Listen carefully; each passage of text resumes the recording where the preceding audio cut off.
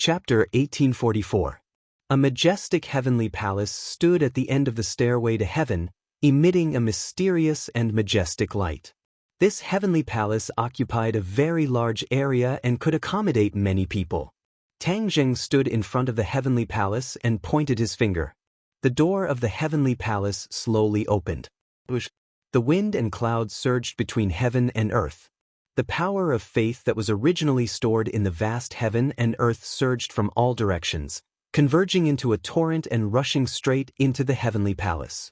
This majestic power of faith was invisible to the naked eye, but many cultivators felt it. They widened their eyes and pricked up their ears in horror, not knowing what was going on. The power of faith gathered more and more in the heavenly palace and gradually manifested, turning into a cloud that floated at the top of the heavenly palace. Tang Zheng smiled with satisfaction and pointed to the power of faith that was still flowing endlessly into the heavenly palace, saying, "From now on, you will bless the world and help the people of the world to become gods." Boom, boom, boom, boom, boom. The power of faith sounded as if it was responding to Tang Zheng. He turned and walked out of the heavenly palace and saw many people running up the stairway to heaven. Bang! One of them fell on the stairway to heaven and struggled to get up. However, he could not take another step forward, as if there was an invisible force blocking his way. Tang Zheng was not surprised and said loudly, "The stairway to heaven is very different from before. Every step represents a certain level of strength. If you have not reached the corresponding level of strength, you will not be able to climb the higher stairway to heaven." His voice was not loud, but it was like a moisturizing sound that clearly entered everyone's heart. When the crowd heard this, they gradually calmed down. Some were surprised and some were happy. Some of the powerhouses lifted their feet and ran to the higher stairway to heaven. Unknowingly, fewer and fewer people continued to climb the stairway to heaven. Tang Zheng watched this scene quietly and did not stop them. The strength of the group gradually became clear. The Emperor of Heaven took the lead and walked steadily, as if he was not affected by the stairway to heaven at all. Behind him was the Empyrean Fairy. She had the highest cultivation level among all the girls. Tian Chanzi was half a step behind Empyrean Fairy, followed closely by Li Xiaotian and Wu. The two of them had trained in martial arts since they were young and were proficient in heavenly chess. They had long since become well-known martial artists, and many famous people were left behind by them. This included Wu Junshan and Lan Yu. The two of them were Tang Zheng's parents and had been famous for a long time. However, compared to the rising stars, they lacked the determination to forge ahead and also lacked the opportunity. Unknowingly, they were surpassed by the two of them. In the past, no one had noticed this, but now it was completely exposed on the stairway to heaven. Wu Junshan and Lan Yu glanced at each other. Surprise flashed in their eyes before they smiled in relief. The new generation excels the old, and they have a successor. This is a great blessing in life. Yi Dingdang and Nana walked side by side. Looking at the people in front of them, they clenched their teeth, as if they were suppressing their anger and fighting to be the first to rush in front of them. However, this was easier said than done. The two's breathing became hurried. "Nana, you're still so young. How can you be as strong as me?" Yi Dingdang rolled her eyes and said with grievance. Nana revealed a brilliant smile and said, "Sister Dingding, Brother Tang Zheng has always said that my talent is high. Perhaps this is the reason." Yi Dingdang snorted and muttered, "My talent is not low either." Mu Hongyan smiled, her face brimming with motherly radiance and said, "Nana, don't argue with your Aunt Dingding." "I'm not an aunt." Yi Dingdong's face was red as she argued.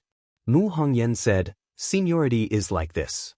You can't mess up seniority." "Then why does Nana call Brother Tang Zheng and not him?"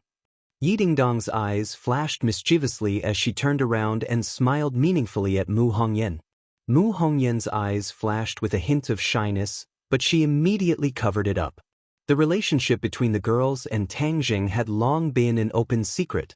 Everyone had also accepted this point. If they were to talk about seniority, Nana would probably have to call Tang Zheng father. Fang Shishir propped up her big belly and placed her hands on her hips. She was one step behind Mu Hongyan on the ladder. She pointed at Yi Dingdang and said, "Ding, stop teasing Sister Dingding. Look, Nana is about to surpass you. Yi Ding-dang cried out in alarm and said angrily, Nana, you little girl, don't go. You want to surpass me while I'm chatting? Immediately, it caused a string of bell-like laughter from Nanan. Lu Qing supported Fang Shishir and said, Shishir, don't go up. You're about to give birth. Be careful not to disturb the baby. Fang Shishir smiled and shook her head, saying, It's fine. I also want to see how far I can go. Then I'll support you. Don't look down. It's too high. Lu Qingmei looked down and quickly retracted her gaze. She said with lingering fear. When the others heard this, they subconsciously looked down. It made them dizzy. Fortunately, they were no longer ordinary people. Otherwise, they would have been scared to death. This was truly above the 9 heavens. It was unknown how far away they were from the ground. Fang Shishir looked at Tang Zheng in front of the heavenly palace and said to herself, I remember the first time I saw him. At that time, he was inconspicuous. Who would have thought that today would come? Lu Qingmei lifted the hair beside her ears. Her eyes were blurred and said, Yes, who would have thought? Speaking of which, it was only a few years ago. Why does it feel like so many years have passed? Fang Shishir sighed. Because, during this period of time, too many things have happened that overturned the whole world. That's why it gives people this feeling.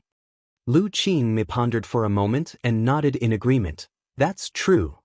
There were still many people from the witch tribe on the stairway to heaven. They had followed Tang Zheng for a long time and were no longer the same as before. They could also occupy a place on the stairway to heaven. Tang Zheng looked at this group of people and could not help but feel gratified. This was only a part of his team. The world of spirits and souls, the sky beyond heaven, and the dragon tribe had not arrived yet. He did not know if they could climb up the heavenly palace with their strength. The Emperor of Heaven's steps were obviously heavier and his speed slowed down.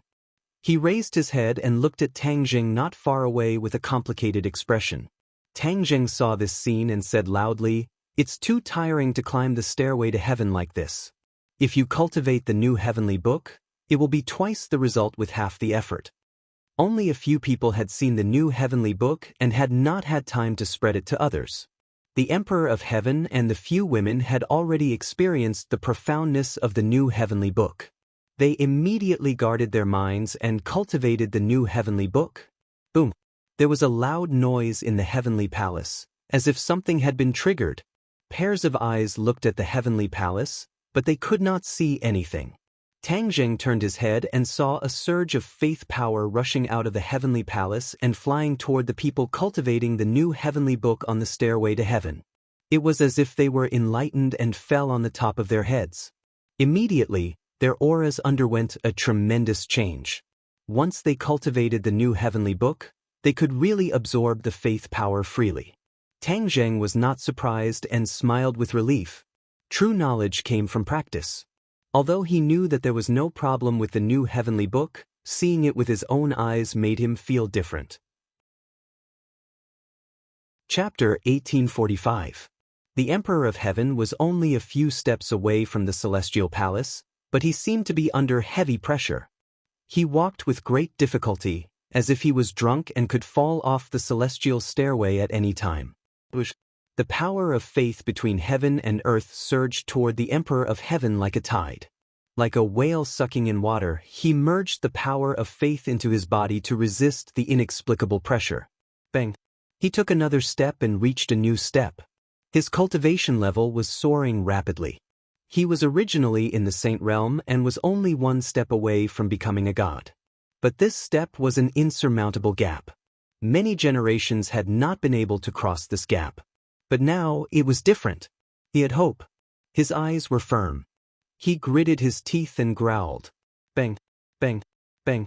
He took several steps in a row. His footsteps became more and more stable. His aura was like a rainbow.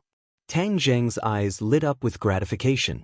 As expected of the Emperor of Heaven, as expected of the descendant of the Fu clan. The Emperor of Heaven looked at Tang Zheng, who was one step away. He took a deep breath and the space in front of him became a vacuum. His body rapidly expanded. Boom! He stepped on the ground and soared into the air. Like a cannonball, He crossed the last step of the celestial stairway and landed heavily in front of the celestial palace. Haha, congratulations. You have finally reached the celestial palace. You are the second person in the world to reach the celestial palace. Tang Jing patted the Emperor of Heaven's shoulder and praised him. The Emperor of Heaven breathed heavily and calmed his surging emotions. A rare smile appeared on his face. It is not easy to finish the celestial stairway you built. Of course. Life is difficult. Nothing in the world is easy. Tang Jing nodded and pointed at the celestial stairway that stretched to the top of Sky Mountain. I built the celestial stairway to train people's minds. Every step of the celestial stairway must be resisted by the corresponding pressure. Only then can one's cultivation be stable. Only by reaching the celestial palace can one have real hope of becoming a god. As for the celestial stairway, it is to lay a solid foundation for becoming a god. The Emperor of Heaven nodded thoughtfully. I have already ascended to the heavenly palace, but my cultivation is still at the Saint Plane. Should I continue to comprehend the great path in the heavenly palace and cultivate to become a god? That's right. This heavenly palace contains the power of faith that I gathered from all over the world. It's much stronger than the power of faith in other places. You can use it and integrate it into yourself. You can break through the final limit and cross the final gap. Then you can cultivate to become a god. Tang Jing said seriously. The Emperor of Heaven's eyebrows twitched as he said, "You have created a grand event. From now on, the human world will no longer be the same as before." Tang Jing smiled and said, "In the past, the human world was like a hunting ground. Humans were the prey that were reared in captivity. The Protoss were high above and were our masters. From now on, humans are their own masters. This is how it should be." The Emperor of Heaven blinked his eyes excitedly and put away his complicated feelings. Compared to Tang Jing, his understanding of the world and his understanding of the past emperors of heaven were too low. Everyone in the world was inferior to Tang Jing. He was very pleased that his daughter had found such a home. Then he could wholeheartedly cultivate and break through the final limit. Suddenly, a burst of noise came from the stairway to heaven. Tang Jing's spirit moved and his expression changed slightly. Like a gust of wind, he disappeared from the heavenly palace. The Emperor of Heaven was shocked and hurriedly looked back. He saw that the stairway to heaven was slightly chaotic. Many people were gathered together, and Feng Shirshir was in the middle. Her face was pained. She held her stomach with both hands and kept gasping for breath. Feng Shirshir was about to give birth. The Emperor of Heaven was shocked.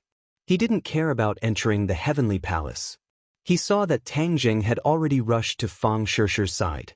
Without any explanation, he picked her up and strode toward the heavenly palace. Feng Shirshir's cultivation was not enough. When she climbed the rest of the stairway to heaven, the pressure of the sky poured down on her, blocking her progress. Tang Jing's heart moved, and just as he was about to block the pressure, a boundless energy suddenly burst out from Feng Shirshir's abdomen, firmly blocking the pressure that filled the sky, firmly protecting Feng Shirshir. Tang Jing was very surprised. He looked down at her abdomen. The majestic energy came from the bulging lower abdomen. "Child, is that you?" Tang Jing was surprised and happy. He never thought that a baby in the womb would have such energy. Moreover, it was his child. Feng Shirshir frowned. She also noticed this. She lowered her eyes and looked at her stomach. Her stomach was beating slightly. That was the baby's fetal movement. The Celestial Emperor stood in front of the Celestial Palace and also saw this scene. His heart was filled with shock as he muttered to himself, "A little baby in the mother's womb already has such divine power, then what kind of magic will it be after it is born? When it grows up, what kind of achievements will it achieve?" He didn't dare to imagine. Tang Jing has already become a god, and this child is the son of God. He sensed something and suddenly raised his leg. Unknowingly, a five-colored auspicious cloud had appeared above the celestial palace. It was unknown when it had gathered. The birth of the Son of God is a natural phenomenon. Suddenly, a heart-wrenching scream resounded through the sky, interrupting everyone's thoughts. Feng Shirshir was already having contractions. She was in so much pain that she wanted to die. This scream made everyone's hearts clench. Sure, hold on. Yi Ding-dang rushed forward. However, she stumbled and fell on the stairway, unable to move forward. The other girls also tried to catch up, but they all failed. Wu Junshan and Lan Yu were burning with anxiety, but they couldn't catch up or help. Tang Jing didn't even look back. He said in a deep voice, "Don't panic. I'll ensure the safety of the mother and child." Not only was Tang Jing's medical skills superb, but he also had divine power. He wasn't flustered at all. Instead, he chose a place to give birth. The Heavenly Palace was the most suitable. He also didn't expect that the Heavenly Palace, which was a holy land for human cultivation, would become a delivery room first. The pressure on the stairway was completely blocked by the baby in the womb. The two of them ascended the Heavenly Palace. The Emperor of Heaven hurriedly greeted them. "What do you need me to do?" Tang Jing shook his head. "I'll only delay you for a while. Guard outside the Heavenly Palace. Sure will go inside to give birth first. Okay. With me here, no one will be able to barge in and disturb you." Rumble. The gates of the Heavenly Palace slowly opened. After Tang Zheng and Fang Shishir entered, they quickly closed again, cutting off the Emperor of Heaven's line of sight. The Emperor of Heaven was envious. He looked at the multicolored clouds gathering at the top of the Heavenly Palace. Time passed minute by minute. The Heavenly Palace and the stairway were completely silent. Everyone raised their heads and looked at the Heavenly Palace and the multicolored clouds. Boom! Suddenly, a thunderous roar came from the multicolored clouds. A golden bolt of lightning flew out from the clouds and disappeared into the Heavenly Palace. Immediately after, multicolored light descended from the sky and bathed the Heavenly Palace. The multicolored light also disappeared into the Heavenly Palace. All kinds of strange phenomena came one after another. It was like a wonderful show. They had never seen or heard of before. It was an eye-opener for everyone. The girls were especially envious. They all knew that the divine son born here was extraordinary. Chapter 1846. This cry reverberated through the mountains, across the ocean, and spread to the north and south of the Yangtze River. Countless people raised their heads and pricked up their ears. They looked at the Heavenly Palace and the stairway to heaven above the 9 heavens while quietly listening to the cry. The cry came from the Heavenly Palace. Countless people noticed this, and their expressions became complicated. Although they didn't know what happened, they could vaguely guess that a baby was born in the Heavenly Palace. The Heavenly Palace was a miracle. This was unheard of and shocked everyone's heart. Whose child was this? Whose child could enjoy such an honor? Whose child could be so miraculous? The 5 colored clouds above the 9 heavens explained everything. This child was definitely not an ordinary person, or rather, he was not an ordinary person. Tang Jing. This name appeared in everyone's mind. These people had never seen Tang Jing before, but his figure appeared in their minds. Only Tang Jing could build the Heavenly Palace, and only his child could do this. Tang Jing was the savior of the world. Originally, there were people who were jealous of this child, but at this moment, there was only heartfelt blessings. Many people raised their hands and silently prayed. On the stairway to heaven, everyone heard the cry. The people who were originally discussing and worried immediately fell into a deathly silence. Everyone looked at each other and their expressions gradually changed. Then they were filled with joy. She gave birth, Shishir gave birth. Yi Ding-dang was so happy that he jumped 3 feet high and almost fell off the stairway to heaven. He couldn't stop cheering. The others also cheered. That's great, she finally gave birth. Wu Junshan and Lan Yu looked at each other and revealed gratified expressions. They muttered to themselves, our son has a descendant. We're going to be grandparents. The two held each other's hands and were filled with emotion. Is it a boy or a girl? Yi Ding-dang tilted his head and guessed in distress. I hope it's a girl. Then she can play with me. Nana said in a childish voice. What if it's a boy? Yi Ding-dang sang the opposite tune. Nan pursed her lips unhappily. Mu Hongyan stroked her daughter's hair and said patiently, Nana, a boy can play with you too. When you grow up, he can even protect you. Nana snorted and waved her pink fists, saying, I'm so powerful, I don't need his protection. Besides, he's younger than me, so it's more appropriate for me to protect him. Nana has grown up and knows how to protect others. You have to protect your mother in the future, Mu Hongyan said with a smile. Of course. Nana nodded seriously. Everyone laughed and laughed, but they couldn't help but look at the heavenly palace. The Emperor of Heaven stood in front of the heavenly palace. He wanted to go in and take a look, but in the end he couldn't stop himself. He asked loudly, Tang Zheng, is there anything I can help you with? No need. Tang Zheng's voice sounded, full of joy. The voices of the two entered everyone's ears, and they all breathed a sigh of relief. They could only look forward, unable to take their eyes off the heavenly palace.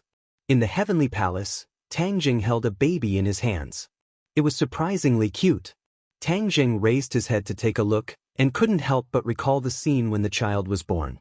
Not only did the multicolored auspicious clouds descend from the 9 heavens, even the power of faith spiraling in the heavenly palace poured down like a tide, pouring into the baby's body. It had to be said that Tang Zheng was also shocked by this scene.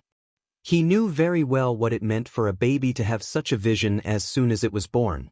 Previously, when the baby was still in Fang Shishi's stomach, it was able to withstand the pressure of the stairway to heaven. This was enough to show how extraordinary the baby was. Now that he saw this scene, Tang Zheng deeply realized that the miracle of the baby was probably beyond his expectations. The baby slowly opened its eyes, and a bright light flashed in its big clear eyes. It actually gave Tang Zheng a brilliant smile. Looking at the baby's smile, Tang Zheng's heart seemed to melt. Shishi, look at our child's smile. Tang Zheng held the baby in front of Fang Shishi. Although Fang Shishi was very tired, her face was full of motherly radiance. Is it a boy or a girl? Fang Shishi reached out and held the baby in her arms and asked. A boy. Tang Zheng replied. Fang Shishi lowered her head and looked at the baby in swaddling clothes, and said softly, Our son. Tang Zheng hugged Fang Shishi's shoulder and kissed her forehead, saying, Shishi, it's been hard on you. Fang Shishi leaned in his arms and said, Seeing our son, all of this hard work was worth it. Who do you think our son looks like? Tang Zheng asked. Fang Shishi carefully looked at it for a while and said, His mouth and nose are like yours.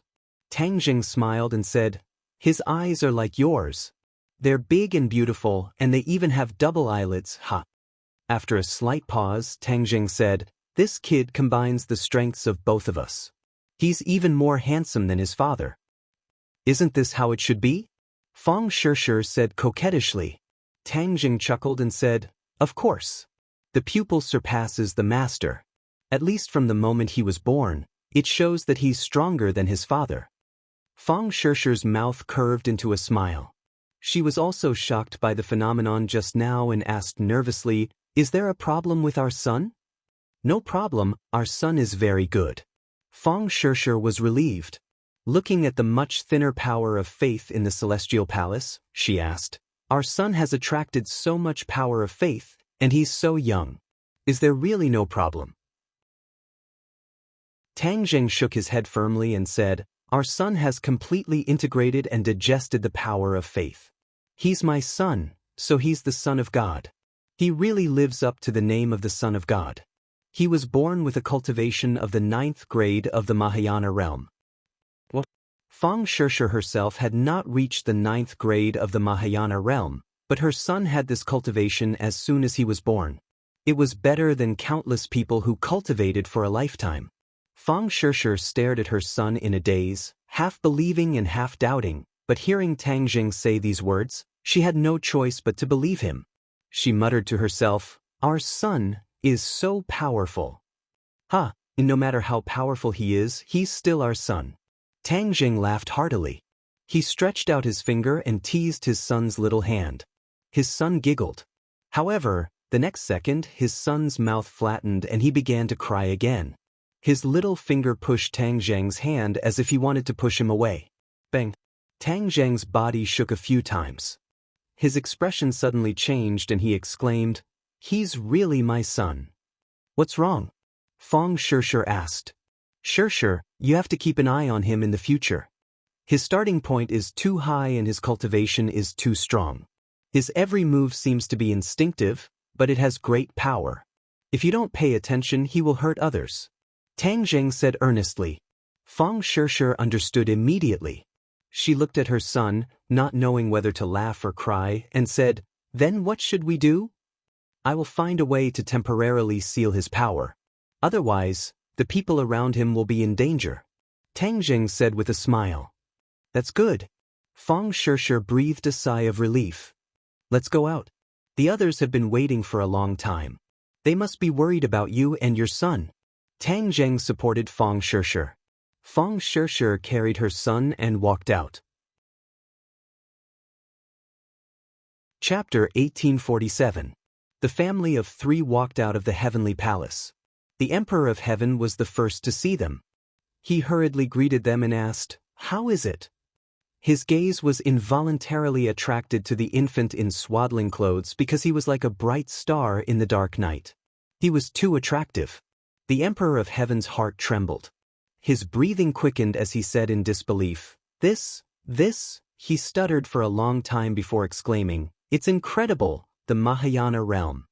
The Emperor of Heaven also saw the infant's cultivation. He had never seen or heard of someone who was so powerful at birth. Tang Zheng patted the Emperor of Heaven's shoulder and said, "He's my son." The Emperor of Heaven suddenly raised his head and stared at Tang Zheng with a burning gaze. He came back to his senses. That's right, this was Tang Zheng's son, the first person since ancient times. His son was naturally extraordinary. Tang Zheng supported Fang Shishir and walked up the stairway to heaven, leaving the Emperor of Heaven to digest the shock in his heart. On the stairway to heaven, everyone was already looking forward. When they saw the three of them, they rushed up at the same time, but the invisible pressure on the stairway to heaven stopped them. The Empyrean fairy Fu Yao was the first to approach the two. She looked at the infant in swaddling clothes. With just a glance, she was stunned like her father. "I want to see the baby, I want to see the baby." Nana leaped up and quickly pounced over. Mu Hongyan hurriedly stopped her. "Nana, be careful, don't touch the baby." Nana turned a deaf ear and flew over like a cannonball. The corner of Tang Zheng's mouth curled up into a smile. Taking advantage of the situation, Nan Nan steadily stopped in front of him and said, "Nan Nan, don't scare this baby." Nana smiled and shook her head. "I won't." She stuck out her little head and looked at the infant in swaddling clothes with her big black eyes. She tilted her head in surprise and said, "So small. When you were born, you were also this small." "Really?" Nana turned to look at her mother. Mu Hongyan said with a smile, "Babies are born very small." Nana was suddenly enlightened and exclaimed, "How magical! Can I touch it?" "Be careful." Fang Shishir reminded him. She had already seen her son's strength, so she had to be careful. Nana said innocently, "I won't hurt the baby." She reached out and took the baby's little hand. Suddenly, bang! Nana was like a kite with a broken string. She screamed and flew out. This scene gave everyone a fright. Mu Hongyan turned pale with fright and shouted, "Nana." The others were originally worried that Nana didn't know the severity of the situation and hurt the baby, but they didn't expect that she would fly out instead. Clearly, she had been sent flying by a force. Who could it be? The answer was obvious. Everyone's eyes fell on the swaddling clothes. Could it be this little one? No matter how they thought about it, it was impossible. After all, he had just been born. Nana had a famous teacher to guide her, and she was extremely talented. How could she be sent flying by a newborn baby? But the truth was right in front of them, and they had to believe it. Tang Zheng grabbed at Nana in midair, and Nana flew back and landed steadily in front of him. Nana was still in shock. She stared at the baby in a daze and said, "The baby is too powerful." Once this was said, everyone's guess was confirmed. Everyone's expressions became even more interesting. They all came up and asked at once, "Is the baby really that powerful? Wasn't he just born?" "Yeah, if he's so powerful from the moment he was born, how can others live?" Yidingdong's head was the first to come over. She was very close to the baby, and they stared at each other. The baby giggled. Yi Dingdong's heart seemed to melt. She giggled and said, "Too cute. Look, he's smiling at me." Fang Shishir could not help but laugh and said, "Ding, he really likes you." "Of course." Yi Dingdang raised her head like a proud white swan.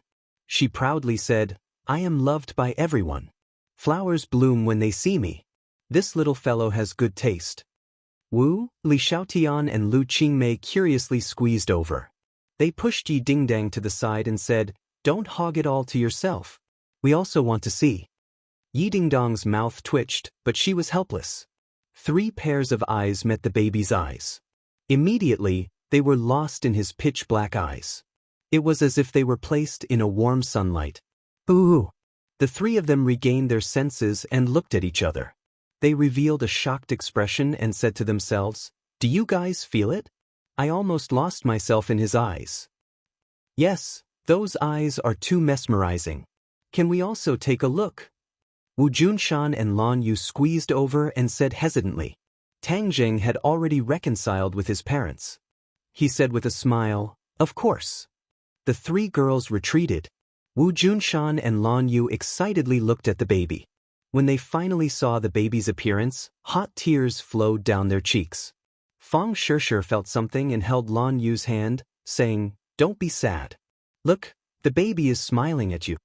Lan Yu made a sound and wiped away her tears. She revealed a kind smile and said, "The little fellow is really smiling at us. Junshan, don't you think he looks like your son when he was just born?" Wu Junshan excitedly nodded and said, "Yes, very similar." Tang Jing touched his face and said, "Really? I don't even remember what I looked like when I was young." Lan Yu looked at her son and then at the baby and said, "I will remember your appearance when you were born." Suddenly, Wu Junshan's eyes trembled and gradually revealed a look of disbelief. It was obvious that he had also seen some clues. "The baby is a bit different." Tang Jing admitted, "Yes, he was born in the Mahayana realm." Ugh. Everyone was originally just guessing, but now that Tang Jing confirmed it, they all cried out in surprise. Yi Dingdang pouted with incomparable grievance and said, "Mahayana realm, I work day and night, diligently studying and training, but still haven't reached this realm. He was actually so powerful from the moment he was born, this is too much of a bully." Nana nodded in agreement. "That's right, this is too much of a bully. You're afraid that I'll hurt the baby, but it's clearly the baby who will hurt me." Looking at the 2 of them, they couldn't help but burst into laughter. Wu Junshan and Lan Yu came back to their senses and smiled happily, saying, "Mahayana realm is good, Mahayana realm is good." "Right, is it a boy or a girl?" "A boy." Nana pouted and became even more depressed. "Why isn't it a little sister?" "Have you given her a name?" Wu Junshan asked. Tang Jing and Fang Shishir looked at each other and were startled. The 2 had considered this before, but in the end, they couldn't think of a suitable name. Now that their son was born, the 2 of them didn't have time to think about it. Tang Jing looked at Wu Junshan's eager eyes and realized a problem that he had neglected for a long time. His surname was Tang, and his father's surname was Wu. Wu Junshan never mentioned changing Tang Jing's surname to Wu, but he was definitely looking forward to it. Chapter 1848. Hearing the name Tang Wu, Wu Junshan and Lan Yu understood Tang Zheng's intentions. Although Tang Zheng's surname was Wu, Tang Dehai raised him and he chose to inherit Tang Dehai's surname and pass it down. However, he could not forget his biological father, so he named his first child Wu to reinforce his father's feelings. In addition, the word Wu had a profound meaning. Tang Zheng was a cultivator and many people around him were also cultivators. Perhaps he wanted his son to be both a cultivator and a cultivator. This was also a beautiful wish of his. After he cultivated to become a god, he gradually realized that regardless of whether it was a cultivator or a cultivator, they would all end up in the same place. In the end, they would all be able to walk a broad path. The difference between a cultivator and a cultivator was just that many people subconsciously drew a line between them. One day, this line could be broken. Everyone surrounded the porcelain baby and looked at him non-stop. Yi Dingdang was delighted and wanted to hug Tang Wu, but she was flustered. Everyone laughed and Yi Dingdong's face turned red. She pouted and said, "Don't laugh at me. If it were you, wouldn't you be the same as me? He's so small. I'm afraid of hurting him. He's in the Mahayana realm. How could you hurt him?" Yi Dingdong's face turned bitter and said indignantly, "You're such a bully. You bully me since you came out of your mother's womb." Fang Shishi's body emitted a motherly radiance. She pulled Yi Dingdong's hand and said softly, "Dingning, you should give birth to one soon. Then the children will have companions." Yi Dingdang lifted her head and stared at Tang Jing, feeling wronged in her heart as she thought, "This isn't just my problem. I tried my best but I just couldn't get pregnant." Tang Jing smiled bitterly and shook his head. He said to the Emperor of Heaven, "Emperor of Heaven, the heavenly stairway and heavenly palace have been built. I'll have to trouble you to spread the new heavenly book. I want the world to change greatly." The Emperor of Heaven gladly accepted the order. Tang Jing waved his hand. Everyone felt the scenery in front of them change. They had left Heavenly Palace and returned home. In the following days, the world had undergone earth-shattering changes. The new heavenly book had been spread. High officials and nobles to the common people could all cultivate the new heavenly book. The new heavenly book was like an encyclopedia. Everyone could absorb nutrients from it. In addition, everyone understood the heavenly stairway and heavenly palace. So it turned out that Tang Zheng had spent a lot of effort for the sake of the people of the world, and actually created such a magnificent feat to benefit all living things. Many people swore that they would work hard to cultivate the new heavenly book and then climb the stairway to heaven. There were many powerful cultivators in the world. Although they knew that the stairway to heaven was a huge test, some still tried to climb the stairway to heaven. However, it was too difficult for these people to climb the heavenly stairway. They gave up halfway and did not reach the heavenly palace because their strength had not reached the corresponding realm. After the news spread, everyone realized that the rumors were true. The heavenly stairway and heavenly palace were not easy to climb. If one was lucky or underestimated them, they would fall. As a result, the people of the world busied themselves with cultivation and enjoyed it even more. Because everyone in the world was cultivating, many things in the world had undergone subtle changes. For example, people found that many supernatural powers could be used in daily production and life. After cultivation was no longer high and mighty, supernatural powers also shed their unattainable appearance and integrated into all aspects of life and work. For example, farmers used supernatural powers to rain and irrigate their fields. Teleportation formations greatly reduced the cost of transportation. People did not necessarily choose to travel by car or plane. The number of people who flew on flying devices increased day by day. There were advantages and disadvantages to this. Many people with bad intentions also used supernatural powers to commit crimes. Therefore, new police officers appeared. These people all had extraordinary realms and supernatural powers to fight against new types of crimes. Tang Zheng's pioneering work had changed too much.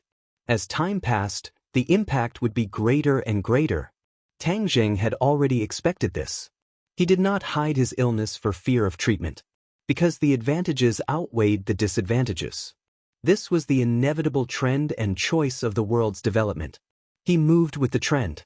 Therefore, even if there were various problems, this change was successful and there was no way to stop it. Many smart people saw some clues from Tang Zheng's various actions. He had spent so much effort to change the world. There must be a deeper reason. Everyone was a cultivator. The human world was more stable. It was a real big world. No one could shake this.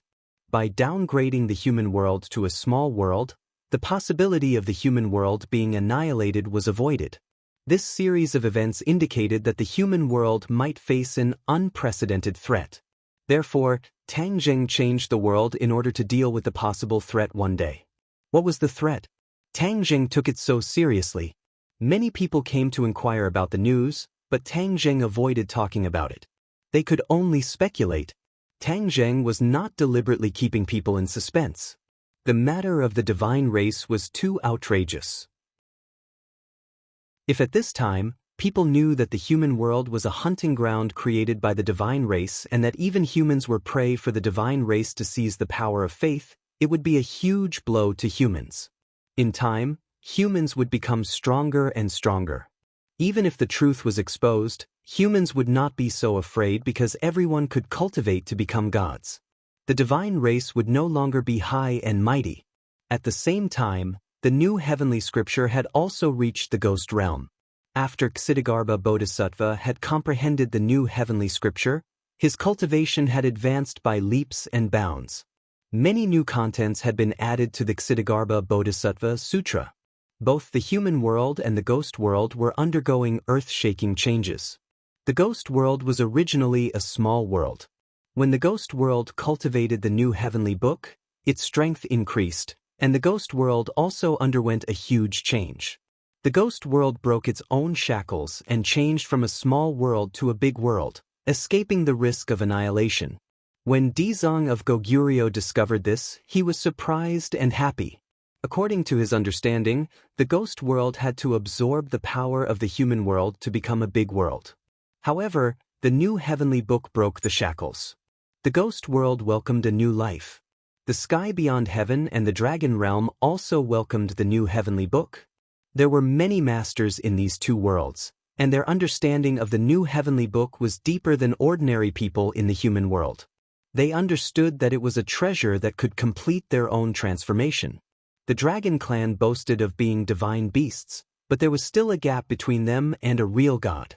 The new heavenly book could make up for this gap. Therefore, the dragon clan all comprehended the new heavenly book. Tang Zheng's reputation in the dragon realm reached its peak. The dragon clan also gradually developed faith and worship in him. The dragon clan's power of faith also passed through the spatial restriction between the two worlds and flew into the heavenly palace. In the sky beyond heaven, there was Xiao Bai's publicity and promotion. The new heavenly book and Tang Zheng's prestige were more prosperous than the dragon clan's. Naturally, there was also new power of faith integrated into the heavenly palace. The power of faith from different races in the four worlds benefited even Tang Zheng a lot. His power was still increasing by leaps and bounds. Chapter 1849. Time flew. This world was no longer what it used to be. Tang Zheng bade farewell to his family and came to the front of the heavenly palace. He saw that there were already many figures on the stairway to heaven. Not only were there humans, but there were also other races. The dragon clan was particularly conspicuous among them. The dragon clan had always been powerful and had a higher starting point than the humans. Therefore, many of the dragon clan had climbed the sky stairway to comprehend the great Tao and absorb the power of faith in the heavenly palace. Many from the beyond heaven also came. They stood on the stairway and looked at the heavenly palace from afar. Their eyes were burning as they stared at Tang Zheng. Of course, there were also many creatures from the ghost realm standing on the stairway to heaven. In the past, the creatures from the ghost realm could not stay in the human world for a long time in broad daylight. Now, it was completely different. Tang Zheng used his great divine power to transform the spirit qi of Heavenly Mountain and introduce the yin qi. This yin qi was not harmful to humans, but it was a guarantee for the lives of the living beings in the ghost world. A spatial passageway was established between the world of spirits and the human world. The experts in the world of spirits could use the passageway to reach the Sky Mountain, the Sky Stairway, and the Wangtian Palace. However, their activities were limited to the Heavenly Mountain area, and they would not cause any harm to the human world. Besides, now that the two worlds were on good terms with each other, no one would dare to commit crimes and stir up conflicts. Many pairs of eyes stared at Tang Zheng in front of the heavenly palace. All the races were in an uproar. God! Savior! Everyone exclaimed at once, unable to conceal their pleasant surprise. Tang Zheng had a lot of identities and a lot of fame. Tang Zheng looked at the various races with a smile and said in a clear voice, "Everyone, cultivation is like sailing against the current. If you don't advance, you will fall behind. I have already paved a broad path for everyone, but this path is also full of thorns. You still need to cut through the thorns to reach the heavenly palace and cultivate to become gods." His voice was loud and clear, clearly entering everyone's ears, shaking their hearts. We will definitely live up to your expectations. That's right, we will definitely train with our lives on the line. The celestial palace is mine. I will definitely become a god, just like you. You are my idol. Cheers and shouts resounded throughout the heavens and earth. Tang Zheng nodded in relief and slowly rose from the heavenly palace. Under the watchful eyes of the crowd, he soared straight up and disappeared above the 9 heavens. Above the 9 heavens, there was a weak spatial fluctuation. Tang Zheng disappeared. He had left the mortal world. There wasn't much of a disturbance. To him, traversing through space was as easy as lifting a hand. However, traveling through space this time was not easy for him, which could be seen from the serious expression on his face. Because he was going to a new world. Deity world. Back then, Yuanying's avatar had left him and headed straight for the God realm. Now, he was going to do the same as Yuanying's avatar and head for the God realm. The god race of the God realm had already arrived in the human world and was exterminated by Tang Zheng. The god race would not remain indifferent. Tang Zheng would not remain indifferent and wait for death. Taking the initiative to attack was the way of the king. Moreover, the human world was no longer in danger. With the new heavenly book, the heavenly stairway, and the heavenly palace, the expansion of the human world was just around the corner. Therefore, he had to go to the God realm personally to find out the truth of the God race. Only by knowing oneself and knowing one's enemy would one be able to fight 100 battles without hesitation. Yuanying's avatar had stirred up trouble in the God realm and caused the God race to suffer. He did not believe that he could not do this. After discussing with his family, he left resolutely. The space crack was still pitch black.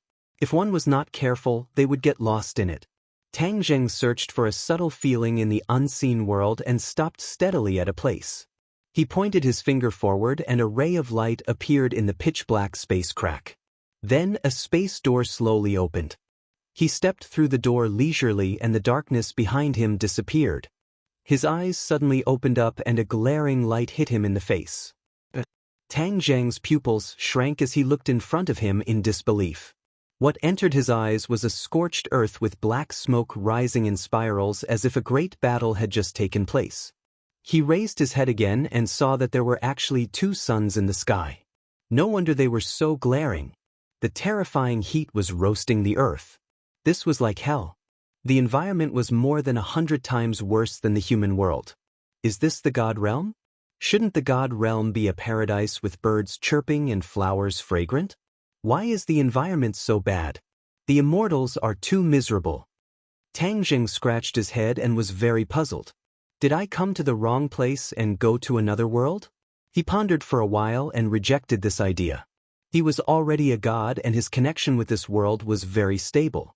He was sure that this was the so-called God realm. Seeing is believing. I'm really disappointed. Tang Zheng shook his head.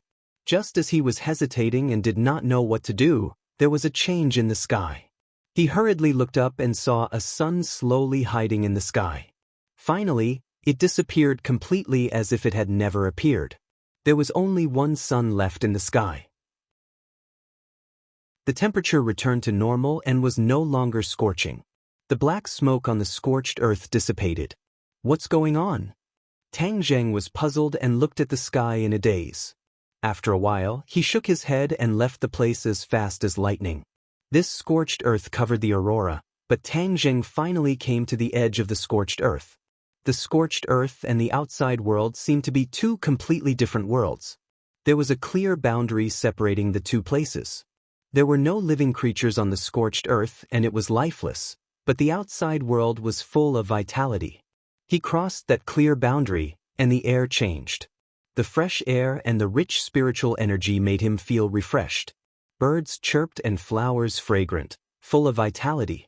This was in line with Tang Zheng's imagination of the God realm. But when he looked back, the endless scorched earth was so real. It was especially dazzling. The 2 lands were presented in front of him and it was very confusing. Let's find a god first. Maybe I can solve this puzzle. He rose into the air and turned into a ray of light, flying forward. As far as his eyes could see, Tang Zheng was once again shocked. Mountains rose and fell, layer upon layer, creating a scene of a paradise. Suddenly, an ancient city jumped into his sight. An endless stream of figures were coming in and out of the city gate. This god realm is like the human world of ancient times. It still maintains the most ancient appearance. There is no sign of modern human technology. Actually, this is normal. The gods are high and mighty. Why would they need technology? They don't need to worry about it. As for humans, because their individual strength is too weak, they try to develop technology to solve problems in life. But those coming in and out don't seem to be gods. Tang Zheng was puzzled. He didn't feel the aura of the gods from those people. Instead, they seemed to be humans. This was very different from what Tang Zheng had imagined. He decided to blend in and find out the truth. His figure flashed and he landed in the air. He quietly blended into a large group and walked toward the city gate. Pairs of eyes looked at him, but they didn't make a fuss. They treated him like air. Chapter 1850. The city gate was tall, and the city walls were impregnable. There was actually a formation hidden inside, and normal attacks could not break the city walls. Tang Zheng looked at it a few more times in surprise. The divine realm was indeed different. Even the city walls were poles apart from the human world city walls. Not only the city walls, what attracted Tang Zheng the most was the row of heads hanging high above the city gate, fluttering in the wind. These heads were clearly the heads of cultivators, and there was still a remnant of the cultivators' power in them. This scene was exceptionally terrifying. Tang Zheng observed the cultivators around him, and found that they looked up with fear, then immediately looked away, afraid that others would notice. What did these beheaded cultivators do to end up in such a miserable state? Tang Zheng pondered. Seeing the reactions of the people around him, he was not in a hurry to ask. The divine realm was too unfamiliar to him, and the dangers were unpredictable. He decided to be invisible, see more, think more, and do less. A tall and mighty man stood on the city gate with an axe in his hand, looking down at the cultivators walking through the gate. He was overbearing and directly threatened them. You cultivators, listen well. This is the outcome of anyone who dares to collude with foreign enemies. Going against the divine race, I don't know what they are thinking to do such a suicidal thing. Going against the divine race? Tang Zheng pricked up his ears and heard these few important words. There were also cultivators in the divine realm who dared to go against the divine race. It seemed that not only him, but there were also people in the divine realm who were dissatisfied with the divine race. If he could find these people, he would have a deeper understanding of the divine realm. He looked at the big man again, and thought that this was also a human, only in the Mahayana realm, but he was so overbearing, relying on the divine race behind him. There was no doubt that many humans in the divine realm were the lackeys of the divine race. The crowd of cultivators walked through the city gate without a word, and the bustling scene in the city hit them in the face. Tang Zheng opened his eyes wide and looked around. This city was exceptionally lively. There were all kinds of shops, and the goods in the shops were dazzling. They were not ordinary things, but treasures, refining materials, and even secret books for cultivation. Tang Zheng's eyes lit up as if he had discovered a new continent. This was truly a world that was completely different from the human world. He felt that this was a novel experience as he paced back and forth in front of each shop. The mysterious heavenly divine skill, a Saint Realm secret manual, one of the most powerful cultivation methods under the immortal realm. The price is fair, and the price is fair. The holy beheading saber is powerful enough to kill saints. There's only one of it in the entire god realm. If you miss this opportunity, you won't be able to find it again. The waiters in each shop shouted with all their might, which made Tang Zheng dumbfounded. The other practitioners were already used to it. With indifferent faces, they left in a hurry. Why didn't they even take a look at such a powerful secret treasure? Could it be that they're too knowledgeable and have long turned a blind eye to these treasures? Tang Zheng mumbled inwardly. Seeing Tang Zheng stop in his tracks, the waiter's eyes lit up as if he had seen a big customer. He grabbed onto Tang Zheng and passionately said, "This young hero, seeing that you have a good foundation, this mysterious sky divine technique is tailor-made for you. Why don't we go inside and talk? The waiter in the shop next door also rushed over and grabbed Tang Zheng's other arm. He said, "Young hero, our shop's holy beheading saber is a perfect match for you. You will definitely kill in all directions and become famous." Tang Zheng didn't know whether to laugh or cry. He looked at the two people on his left and right. These two people were also practitioners. It seemed that there were no ordinary people in the God realm. "This is my customer. Why you here?" The waiter on the left frowned and said coldly. The waiter on the right refused to budge and said, "Young hero didn't enter your shop. How can you say he's your customer? He's also my customer. What's wrong with that? You're deliberately looking for trouble, aren't you? At most, we'll just fight." The waiter rolled up his sleeves and a light flew out from behind him. It was actually a treasure. "Let's fight. Who's afraid of who?" The other waiter's hand flashed with a light. It was also a treasure. It seemed like it wasn't the first time these two people were doing this. Tang Jing opened his eyes and said, "You two don't be in a hurry to fight. I'm interested in both of your things. You can take a look at both of them." Only then did the two give up. They put away their treasures and put on a flattering smile. "Then, young hero, why don't you take a look at our mysterious sky divine technique first? Why don't you take a look at our holy beheading saber first?" The other waiter was unwilling to be left behind. Cough cough. Seeing the two people's faces turn red and about to start a fight, Tang Jing coughed dryly and stopped them. "I'll take a look at the mysterious sky divine technique first." One of them immediately became arrogant like a victorious general. The other waiter was indignant but had no way to refute. Tang Jing followed the waiter into the shop. This shop could be said to be filled with jewels and treasures. Not only were there secret manuals, there were also all kinds of treasures. The dazzling jewels and treasures were emitted by the treasures. The waiter lightly pointed at the highest shelf. With a flash of light, a jade box floated down and landed in his hand. He carefully raised it in front of Tang Jing and said, "Young hero, this is our shop's treasure, the mysterious sky divine technique. Please take a look." The waiter opened the jade box. A ray of light flew out from the box and illuminated the shop. The other waiter curled his lips and seemed to be quite disdainful. Tang Jing stared at the jade and found that it was quite attractive. Not only did it emit a ray of light, but it also emitted a mysterious aura. Tang Jing reached out his hand wanting to take it, but the waiter closed the jade box with a "pa" sound and said while beaming, "Young hero, the mysterious sky divine technique is a cultivation technique, so you can only look at it and not touch it. Otherwise, if you directly read the cultivation technique in the jade strip, then what would I sell it for?" Tang Jing retracted his hand and bitterly smiled. "I was too impatient." The waiter said, "The mysterious sky divine technique and young hero are fated. Moreover, the price is fair and honest. It would be a pity to miss it." "How much?" 10,000 spirit stones. Spirit stones? Tang Jing asked. Could it be that the currency in the God realm was spirit stones? But after thinking about it carefully, it made sense. After all, the people in the God realm were all cultivators and spirit stones contained heaven and earth spirit stones. They were essential for cultivation. But how much was 10,000 spirit stones? Tang Jing did not have a specific idea. Moreover, he did not have any spirit stones on him.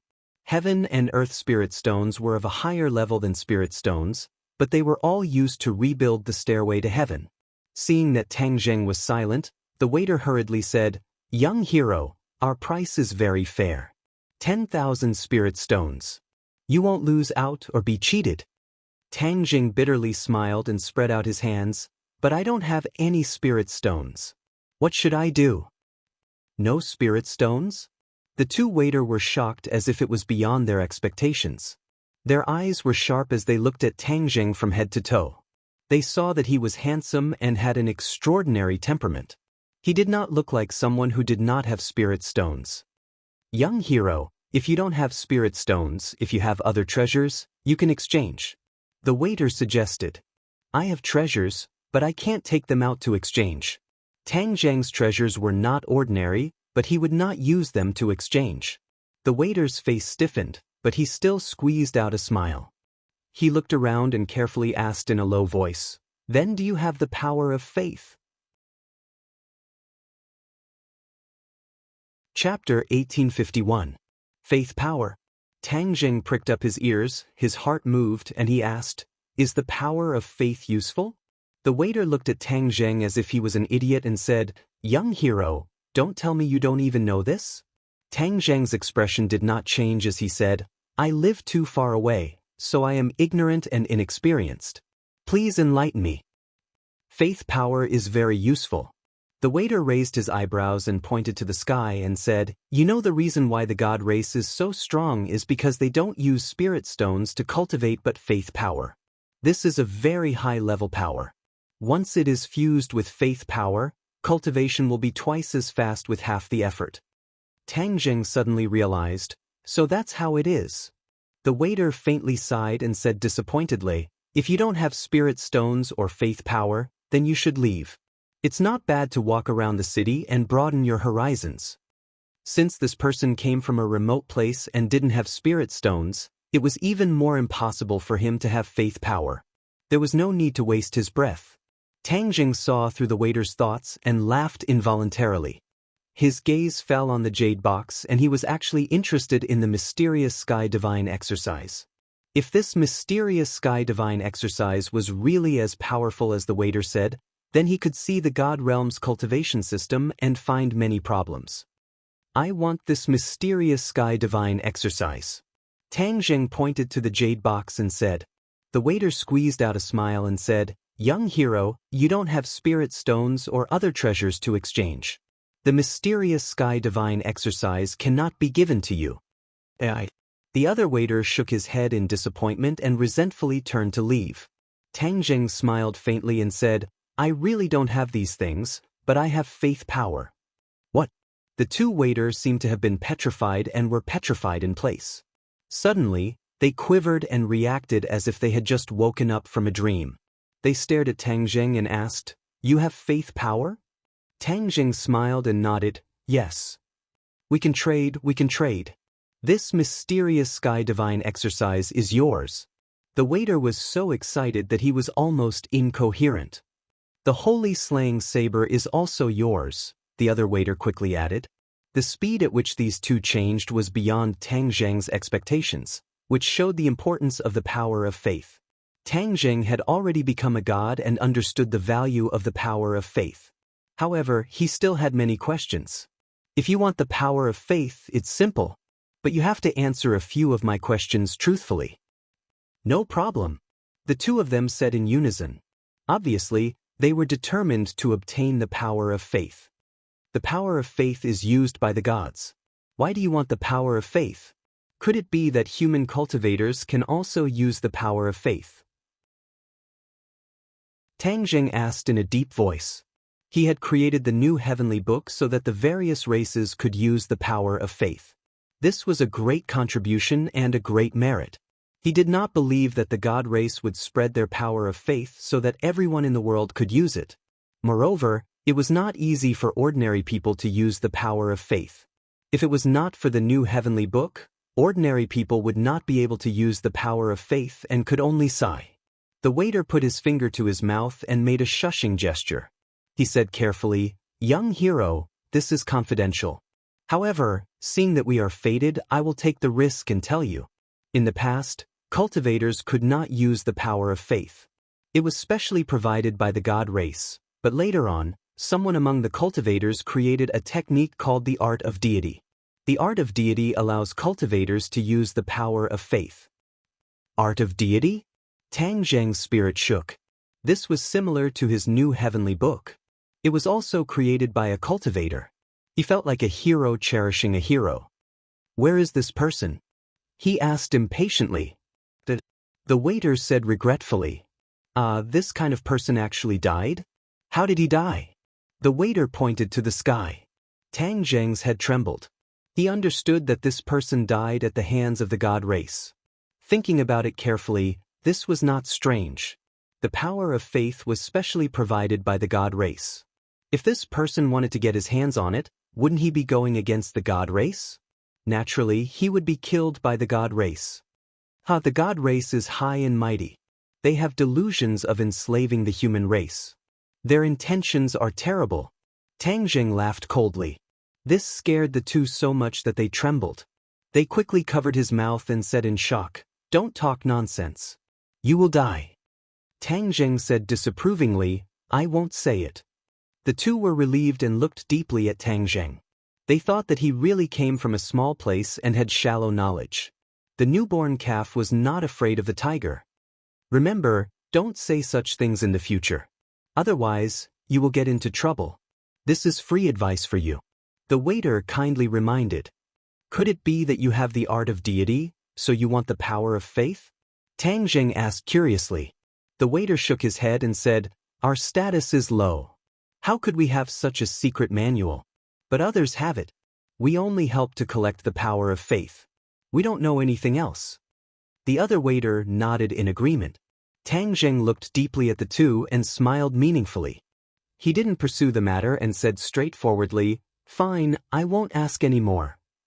We won't ask where the power of faith comes from. This is the rule to ensure the safety of both parties," the waiter said seriously.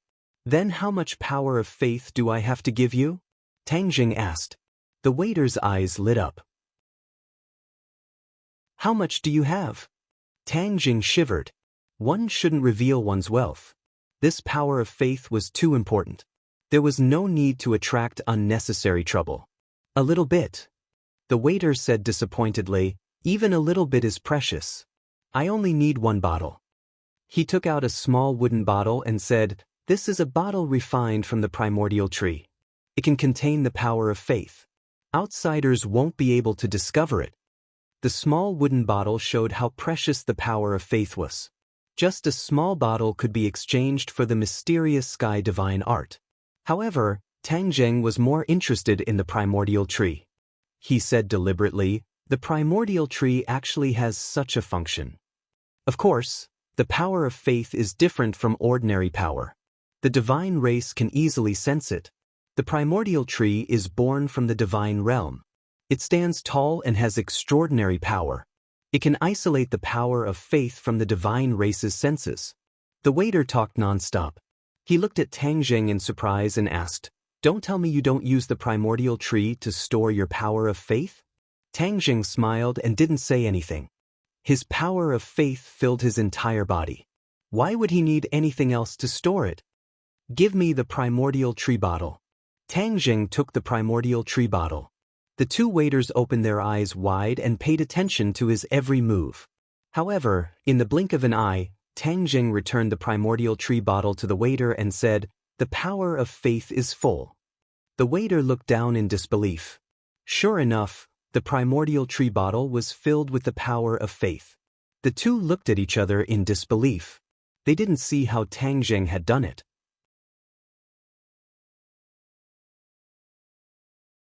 Chapter 1852. The waiter was extremely disappointed. He thought he would be able to find some clues about Tang Zheng, but in the end, he came up empty-handed. However, a bottle of faith power was more important than anything else. The waiter carefully put away the primordial wood bottle and placed the jade box in Tang Zheng's palm. His face lit up with joy. "The mysterious sky divine technique is yours." Tang Zheng did not even have the time to open the jade box before he was hurriedly dragged away by another waiter, who said, "Young hero, it won't be too late to study the sky profound divine technique after you by our saint beheading blade." In a flash, Tang Zheng was next door. The waiter pointed at a long stone box and said, "The saint slayer blade is in there. Give me a bottle of faith power and it's yours." The waiter handed over the bottle with both hands, his eyes full of fanatical expectation. The power of faith was inexhaustible for Tang Zheng. He didn't think too much about it. He took the bottle and immediately returned it to the waiter, reaching out to snatch the stone box. The waiter held the bottle with both hands, treating it like a treasure. He carefully rushed into the back room, ignoring Tang Zheng. Tang Zheng strode out of the shop with the jade box in one hand and the stone box in the other. There were too many people and too many eyes. He entered a secluded path, his eyes full of expectation. Let's take a look at the mysterious heaven divine art first. Bang!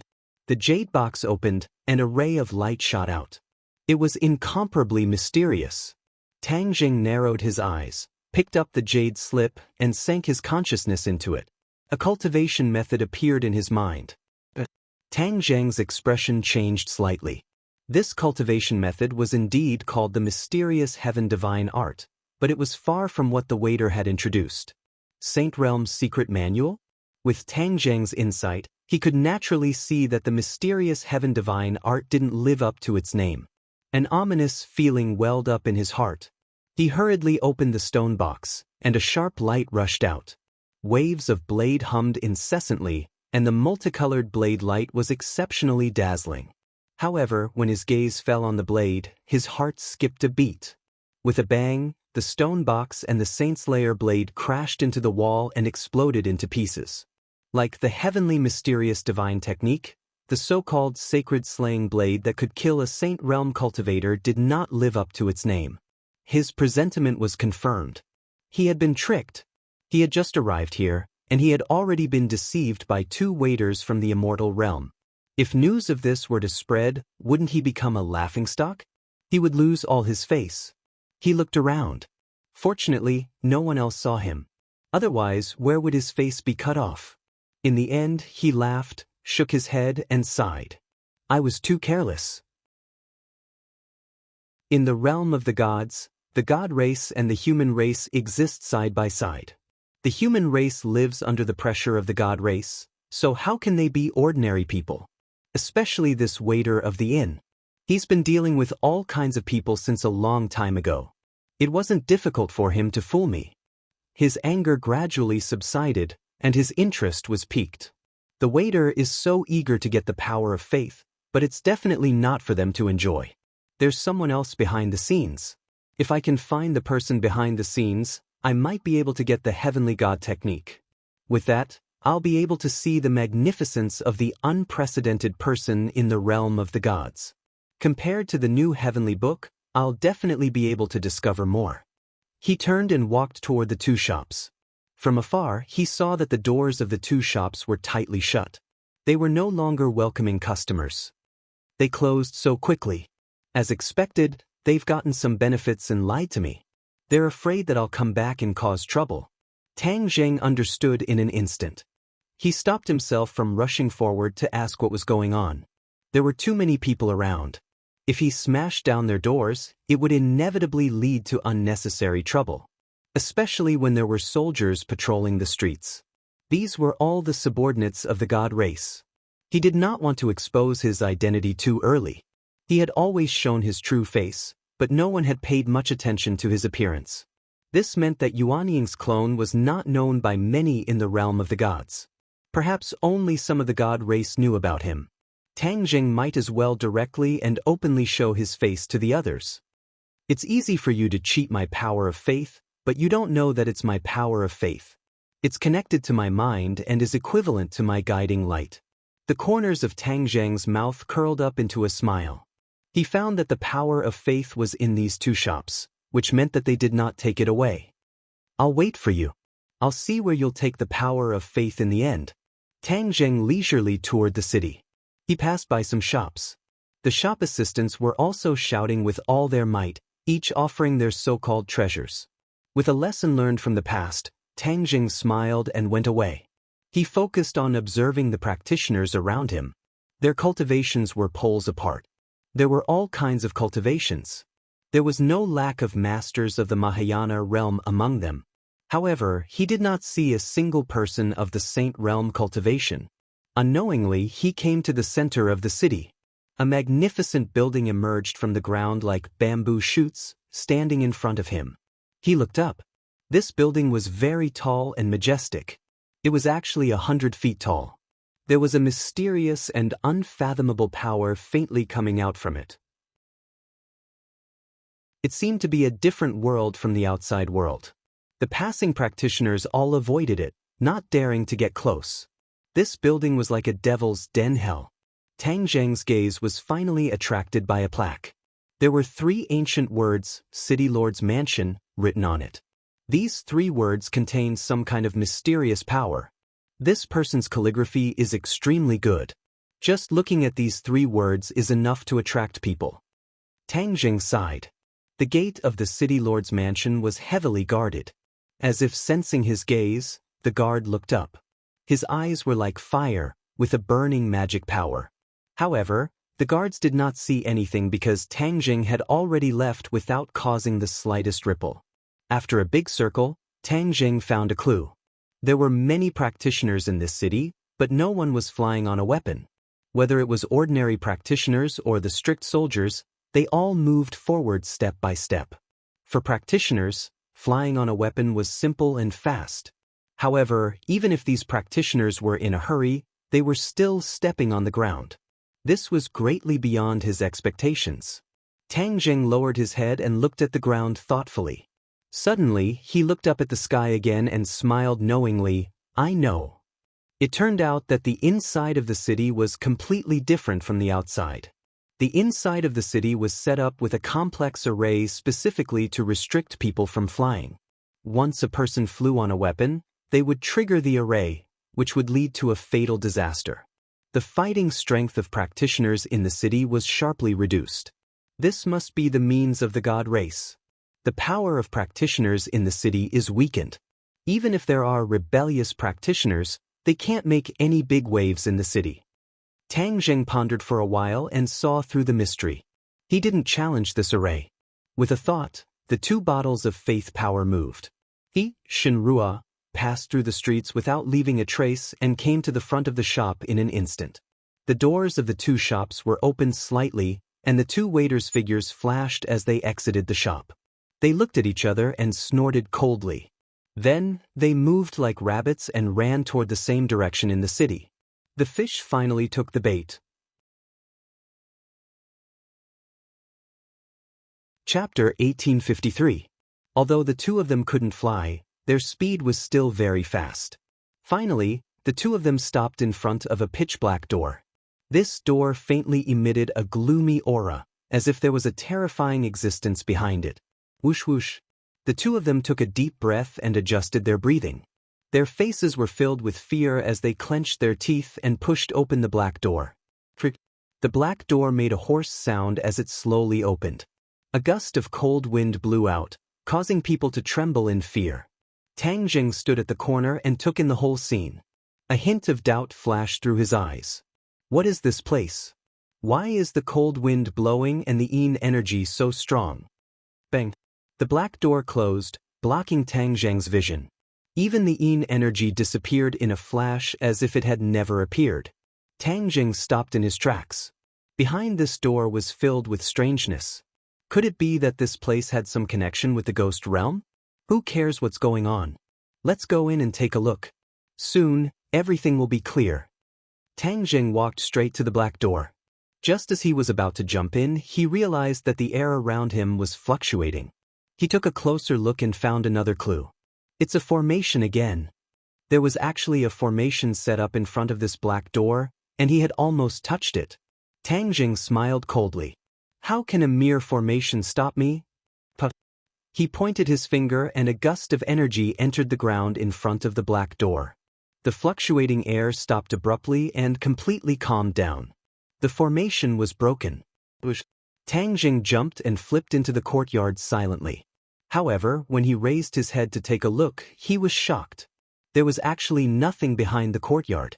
There was only a piece of barren land, and the two waiters had disappeared without a trace. However, the feeling of the power of faith was still there. Tang Jing didn't care about exposing his whereabouts and quickly followed this feeling. The waiters walked through the barren land as if there was no end. They said in fear, "This place is too terrifying. If it wasn't because I had no other choice, I really didn't want to come here. This is already the boundary of Fengdu, a place for the dead. Which living person would want to come here?" A waiter said with a trembling voice. "Sigh, I'm afraid no one would have thought that the deity arts were actually hidden in Fengdu. This is a place of ghosts, so no one would dare to come and steal it. Shoo, be careful, the walls have ears. So what if it's Fengdu? If the gods know about it, can Fengdu stop them? It's just a piece of cake." That's right. That's why we can't let the god race know that they have been investigating heavenly god arts. If they really find out, Fengdu will be completely finished. Wrong. It's not Fengdu that's done for, it's Fengdu City Lord that's done for. At most, they can just change to a new city lord, and they can still manage Fengdu. That makes sense. Sai, we'll also come here after we die. Let's familiarize ourselves with this place. Heh, we brought the power of faith this time. The Fengdu Necropolis City Lord will increase our lifespan in the Book of Life and Death. How can we die so easily? That's right. If it wasn't for our lifespan, why would we take such a huge risk and do something that will cost us our lives? Tang Zheng followed the two of them and heard their conversation. He was shocked as their words revealed too much information. Isn't this Fengdu and the ghost world similar? Both are places where ghosts go after death. In that case, the Fengdu Necropolis City Lord is equivalent to Yama. However, the City Lord actually has the Book of Life and Death, which can control a person's lifespan. This is even more revered. The deity arts is in the hands of the Fengdu Necropolis City Lord, so I'll have to meet him face to face and find out the truth. However, he couldn't reveal his identity because Fengdu was also controlled by the god race. This Fengdu Necropolis City Lord was definitely a subordinate of the god race. However, the City Lord was rather ambitious as he actually dared to cultivate the deity arts behind the god race's back. This was also because he wasn't willing to submit to others and wanted to compete with the god race. As he walked further and further, Tang Zheng found another clue. In the human world and the ghost world, the Yin Qi was extremely harmful to humans. Humans couldn't move freely in the Yin Qi. Li Xiaotian was able to become the ghost world's traveler by chance. The two waiters' cultivation wasn't higher than Li Xiaoyan's, but they could move freely in the Yin Qi. This gradually attracted Tang Zheng's attention. He pointed his finger at the Yin Qi around him, and the Yin Qi quickly gathered at his fingertips. He gradually found a clue. This Yin Qi made people shudder, but it wouldn't harm the human body. It was like a part of the air, flowing around the body without causing any harm. Tang Zheng suddenly realized and had a deeper understanding of Fengdu. Although Fengdu was also the destination of ghosts after death, it was very different from the ghost world and couldn't be regarded as the same. All of a sudden, the waiter stopped in his tracks. A gigantic object was blocking their path. It was a sinister and terrifying ghost face. In this barren land, it was like a towering mountain. It was a ghastly sight. The waiters trembled as they raised the primordial wood bottle high and said, "City Lord, we have brought the power of faith. Please grant us lifespan." A gust of Yin wind swept the primordial wood bottle into the ghost face's mouth and disappeared. Tang Zheng looked at this scene quietly and his heart moved. After the primordial wood bottle disappeared into the ghost face's mouth, he actually lost his connection with it. There were only two possibilities. First, the other party's cultivation was higher than his, so it suppressed the power of faith and cut off his connection with him. Second, the primordial wood bottle was too far away and out of his range. This ghost face is controlled by the Fengdu City Lord, who is looking for the power of faith everywhere. Naturally, he hasn't cultivated to become a god and isn't my opponent. The only distance is that there's a teleportation array in the ghost face's mouth that teleported the primordial wood bottle away. After Tang Zheng finished his analysis, his mind calmed down. The waiters said while trembling, "City Lord, what about our lifespan?" Whoosh whoosh. Two rays of light shot out from the ghost face's eyes and landed on the two of them before disappearing. They revealed a happy expression and bowed, "Thank you, City Lord." A gust of Yin wind rose from the ground and swept up the two of them before disappearing without a trace. Only Tang Zheng was left in this wasteland.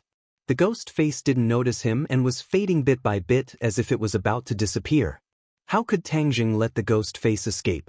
He arrived in front of it like lightning and pointed with his finger, causing the ghost face's mouth to open automatically. The ghost face also saw Tang Zheng and turned pale with fright. "For you?" Tang Zheng smiled without saying a word. He looked at the ghost face's mouth and said with a clear expression, "So that's how it is. It really is a teleportation array, but it's completely different from ordinary ones. That's because this isn't a teleportation between two places, but between two worlds." Tang Zheng's understanding of formations and space was already quite deep, so he immediately saw through the clues. The ghost face let out a cry of surprise. "Who are you? How can you tell?"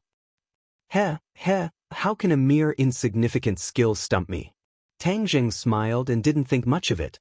He charged straight into the depths of the mouth, where a ray of light appeared and became brighter and brighter. Tang Jing suddenly plunged into the ball of light and countless terrifying forces came one after another, as if they wanted to crush him. Chapter 1854. In Fengdu, the surrounding yin energy was even denser, but it still didn't harm the human body. Before Tang Jing could carefully observe his surroundings, an angry roar exploded. "Who are you?" An earth-shattering aura rushed over, causing the ground to creak. Tang Jing looked up and revealed a shocked expression. This person was very tall and was actually wearing a ghost mask. It was exactly the same as the ghost mask he saw before, but it was much smaller. Tang Jing was not afraid at all. Instead, he sized up the other party and asked, "You are the Fengdu City Lord? Or you? How did you break my teleportation array and come to Fengdu City?" The City Lord questioned aggressively. Tang Jing suddenly realized and pointed to his left and right, saying, "So this is Fengdu City. Then I will have to carefully look around." Seeing that Tang Jing didn't put him in his eyes, the City Lord flew into a rage and roared, "You are courting death. I will fulfill your wish." Boom! A black aura gushed out from his body and instantly occupied all directions, blocking Tang Jing's path. The black aura transformed into a sinister ghost head. It opened its bloody mouth and crazily bit at Tang Jing.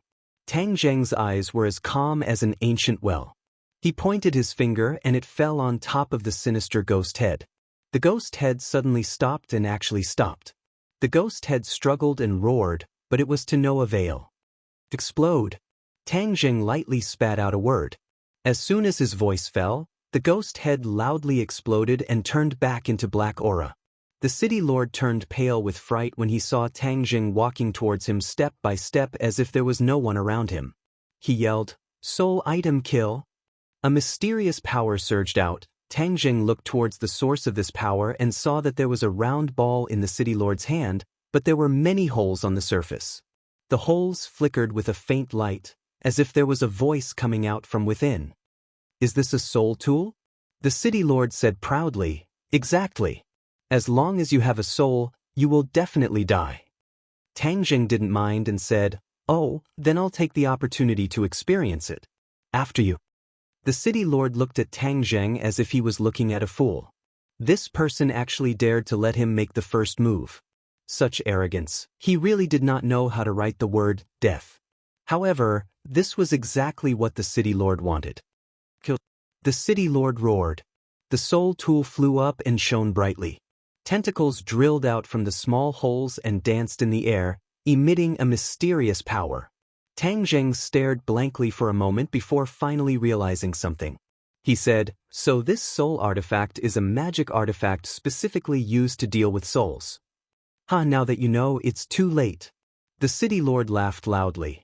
Tang Jing shrugged. "It's not late at all." He stretched out his hand to grab the soul tool. When those tentacles danced in the air, it made one's spirit waver. It was as if they were also swaying and dancing, wanting to leave the human body. This was for a normal person or a normal cultivator. Tang Jing was a god. His spirit was extremely sturdy. How could a soul tool shake it? Under the City Lord's amused expression, Tang Jing's hand passed through the tentacles and directly grabbed the soul tool. The City Lord's mind was shaken.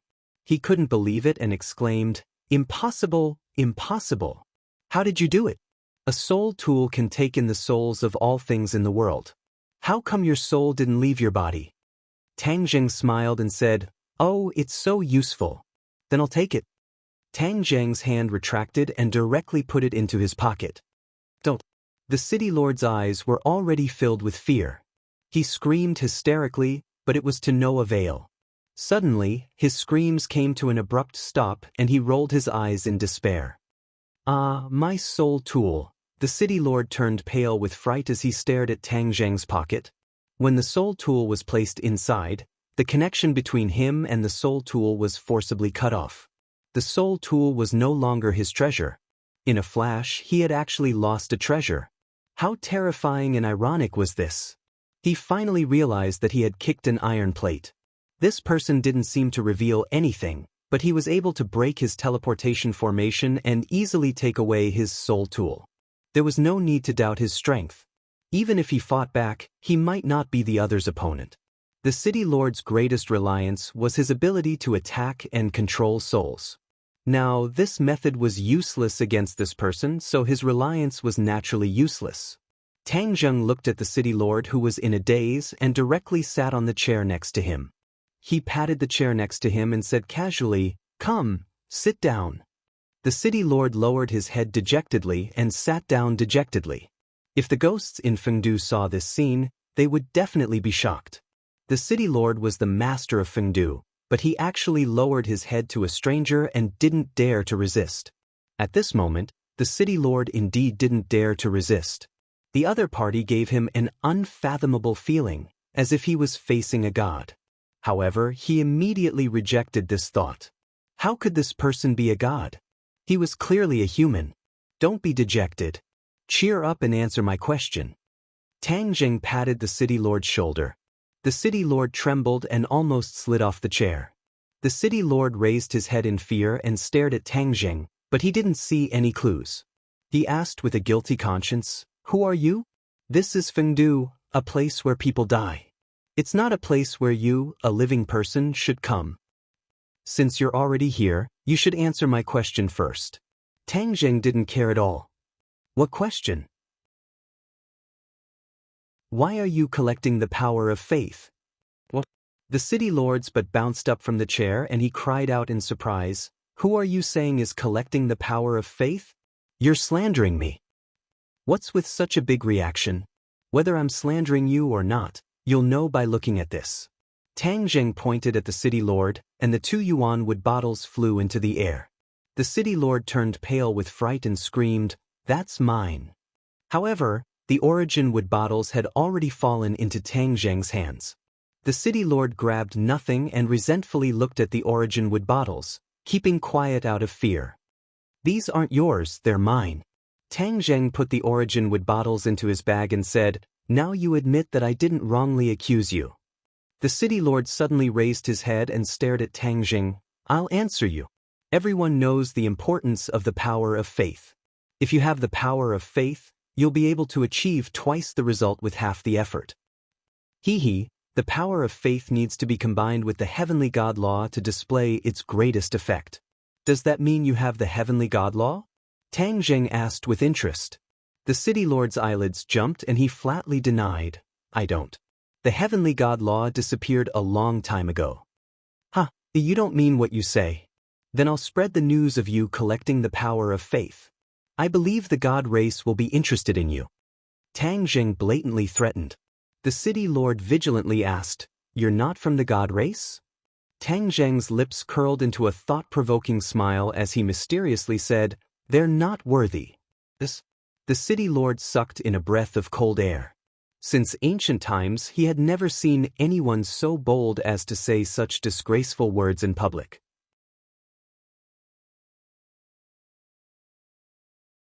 Chapter 1855. The City Lord looked at Tang Zheng in shock and asked coldly, "What do you want to do?" "Heavenly God arts." Tang Zheng reached out to the City Lord.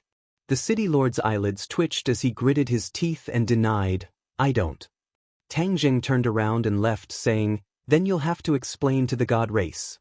The City Lord clenched his fists, really wanting to punch Tang Zheng to death, but in terms of strength, he was no match for Tang Zheng. If the God race really found out, not to mention the City Lord position, his life would be in danger. "Wait a minute." The City Lord hesitated for a long time before calling out dejectedly. Tang Zheng stopped and turned to look at him with a smile, saying, "Have you thought it through?" The City Lord snorted, saying, "You spent so much effort and used the power of faith as bait to find the heavenly God arts and become a god, right?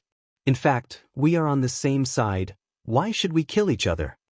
Tang Zheng's lips curled as he said in a complicated tone, "Become a god by cultivation. Don't deny it, I am not as good as you. I am only one step away from the Saint Realm, and you can beat me, so naturally you are a Saint Realm cultivator. Don't you want to break through the final barrier and fly to the heavens?" The city lord said solemnly as if he saw through Tang Zheng's thoughts. Tang Zheng did not comment, saying, "Give me the heavenly god arts first." "Have you collected enough power of faith?" the city lord asked. "Is there a problem?" Tang Zheng raised his eyebrows. "I will give you the heavenly god arts, and you will give me the excess power of faith. Once you become a god, the power of faith will be at your fingertips, and that little bit of power will be insignificant." The city lord's eyes burned as he stared at Tang Zheng, full of expectation. Your wishful thinking is very good," Tang Zheng said with a sigh. "This is a win-win situation, why not?" the city lord persuaded. Tang Zheng shook his head and said solemnly, "You don't have the qualifications to negotiate with me." "Heavenly god arts." The city lord's eyes widened in anger as he stared straight at Tang Zheng, wishing he could rush up to him. His last bit of reason suppressed this impulse. He took a deep breath and said bitterly, "I'll give it to you. Do you think that everything will be fine after you become a god? Didn't someone from the lower realm cultivate and become a deity in the god realm recently? Isn't he being hunted down everywhere?" Tang Zheng's heart skipped a beat. Wasn't the person the city lord was talking about his clone? He was very curious about the situation of the clone, but he was not in a hurry to ask. His gaze fell on the jade scroll that flew over. Heavenly god arts. It was precisely these 3 words on the jade slip, and every stroke revealed traces of profundity. Having learned his lesson, he wasn't in a hurry to check the jade slip. He first weighed it in his hand and said, "This can't be fake, right?" He had just come to the god realm and was deceived by the waiter. The people of the god realm were not what they used to be. He learned from his mistakes and inevitably became more cautious. The city lord's heart trembled. He had originally thought of using a fake to deceive Tang Zheng, but in the end he was afraid of Tang Zheng's strength and didn't dare to put it into practice. After all, with Tang Zheng's eyes, he could definitely distinguish between the real and the fake. Why bother? The city lord pretended to be indignant and said, "How can it be fake? If you don't want it, just give it back to me." Tang Zheng looked at the city lord without blinking. Seeing that he didn't seem to be faking it, he smiled and said, "If it's real or fake, I can also distinguish it." The city lord's heart skipped a beat, and he felt a wave of lingering fear. Tang Zheng immediately read the contents of the jade slip. It was indeed the heavenly god arts. It was indeed the path to becoming a god. Moreover, it was an alternative path, forcibly building a divine bridge after the saint realm. Cultivators ascended the divine bridge, entered the god realm, and cultivated to become a god.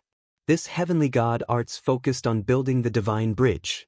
The divine bridge wasn't built overnight, but was the result of accumulation over time. The divine bridge wasn't formed by condensing true qi. Only the power of faith could build a divine bridge. The city lord painstakingly collected the power of faith to build the divine bridge. Tang Zheng looked at the city lord thoughtfully. The city lord's heart beat wildly, but he pretended to be calm. "I built the heavenly stairway and the heavenly palace. I also created the new heavenly book for people to absorb the power of faith and cultivate to become a god. It's indeed different from the heavenly god arts, but different paths lead to the same goal. The god realm is indeed extraordinary to have a genius like me." Tang Zheng sighed in his heart. It's a pity that that genius has already fallen. He shook his head and couldn't help but sympathize with him. The idea of the divine bridge is very unique and worth learning. If I can apply it to my cultivation, will there be new changes? Once this thought appeared, he couldn't help but become excited. It was completely possible. However, he wasn't in a hurry to test it. Instead, he asked, "Once one cultivates to become a god, is there a different realm in the god realm?" "Of course there is." The city lord looked at Tang Zheng like he was an idiot and said, "The god realm is also divided by strength." "Then what are the specific realms?" The city lord looked at Tang Zheng with a strange expression and said, "You asked the right person. Normal people definitely don't know, but I know clearly. The god realm isn't divided as much as the humans. There are only 3 realms: God Monarch, God King, and God Emperor. There are many god realm people. Are they born as god monarchs?" Tang Zheng asked, puzzled. They are born as God's sons and only become God monarchs when they grow up. Even if they are God's sons, their strength is unfathomable. They are still gods, not something we can contend against. The city lord said regretfully. He had cultivated his whole life, but he couldn't compare to the babies of the god race. This was a huge blow.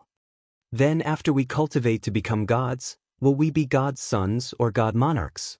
The city lord raised his head and said, according to the last words left behind by that sage, once you cultivate the heavenly god arts and become a god, you will become a god monarch in one leap, surpassing the god's son stage. Tang Zheng came to a realization and let out a sigh of relief. It was the same as his guess. If a human cultivated their whole life and only became a god's son in the end, that would be too tragic.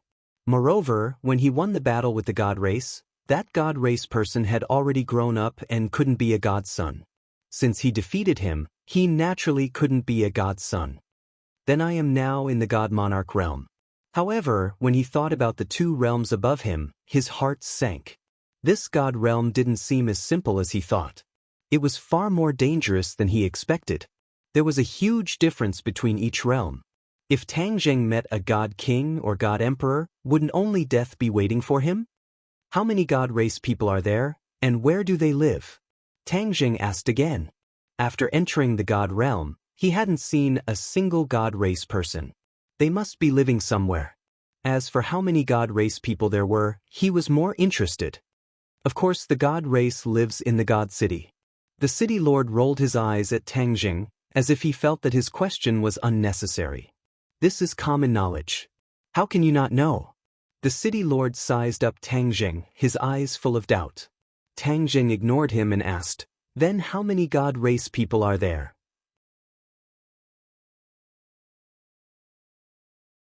Chapter 1856. Tang Zheng's eyes were like torches as he stared at the city lord without blinking, as if he wanted to see through his thoughts. The city lord raised his head and looked at him calmly. After a moment, Tang Zheng asked again, then how do I get to the god city? Only the god race can go to the god city, and only the god race knows the exact location. I don't know at all, the city lord said regretfully. Tang Zheng raised his eyebrows and said, you are the city lord of Fengdu, a feudal lord. How can you not know anything about the god city? You are not honest. The city lord's heart skipped a beat, and his eyes flickered. Tang Zheng walked forward and looked at the city lord at close range. If you don't tell me, the city lord of Fengdu will be replaced. You want to kill me? The city lord probed with a guilty conscience. So what if I do? I have already given you the heavenly god technique. You can become a god, so why make things difficult for me? The city lord said with annoyance. Tang Zheng smiled and said, I just want to take a look at the heavenly god technique. I don't want to use it to become a god. Moreover, is there a need for you to hide information about the god city from me? The city lord hesitated and finally said, I can tell you, but you have to promise not to hurt me. Speak, Tang Zheng said simply. The god city is above the 9 heavens. The astral winds there are biting cold, so normal people can't reach the god city. Only the god race can resist the astral winds and reach the god city. However, the god city is filled with the god race. Even if you become a god, going to the god city is like walking right into a trap. I have said all I want to say. You have nothing else to say. The city lord put on a brave face and stared straight at Tang Zheng. Tang Zheng and the city lord looked at each other to make sure he wasn't hiding anything.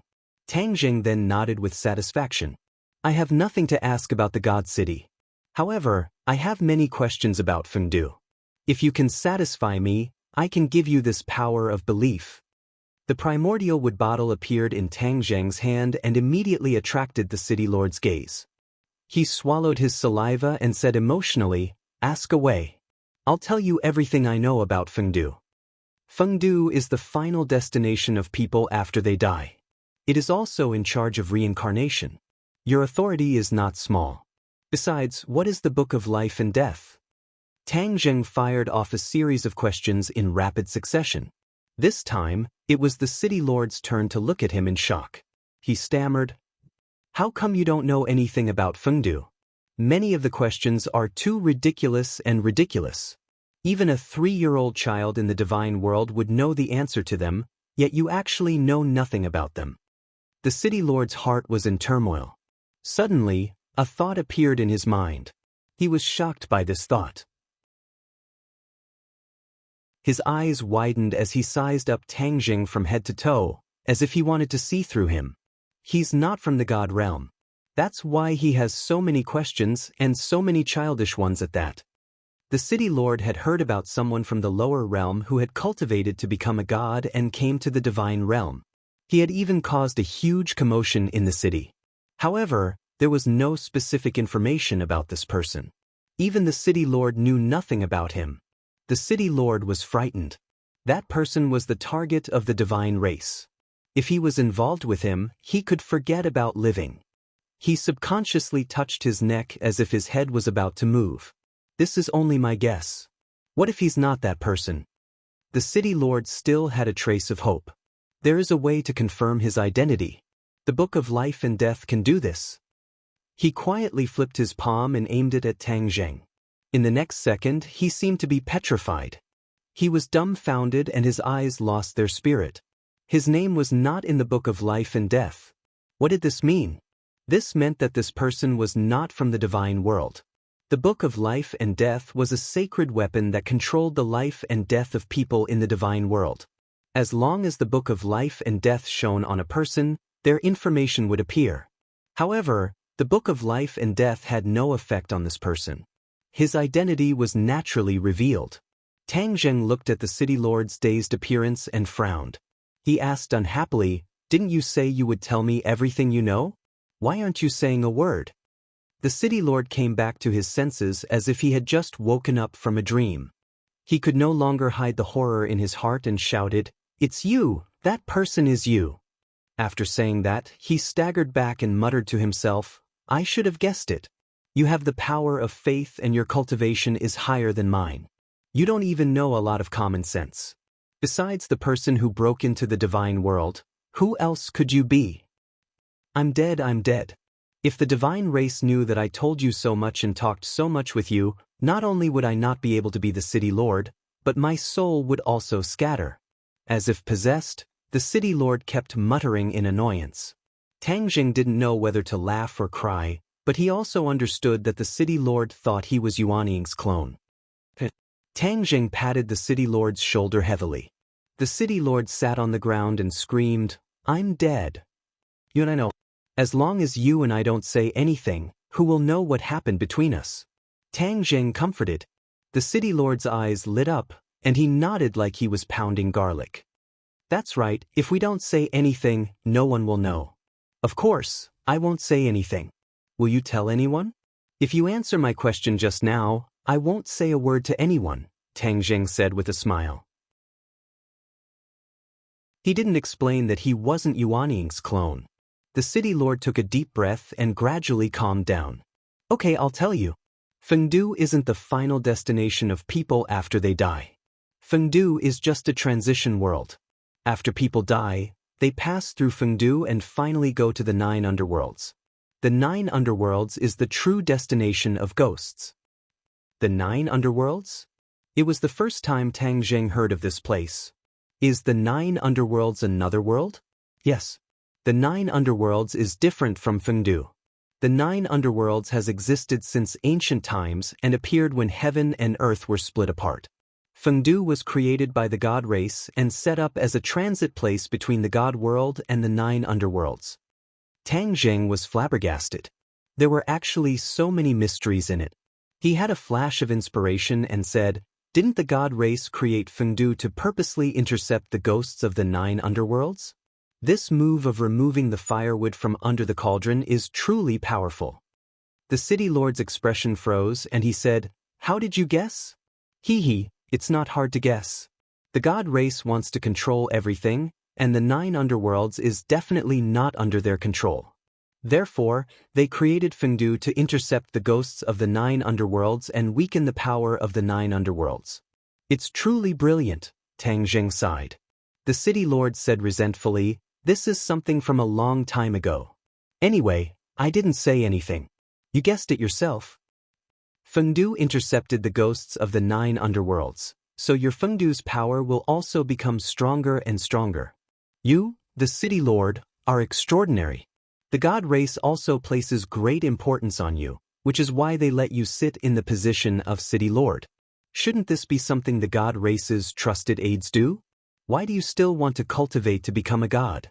This isn't something a trusted aide should do, Tang Jing joked.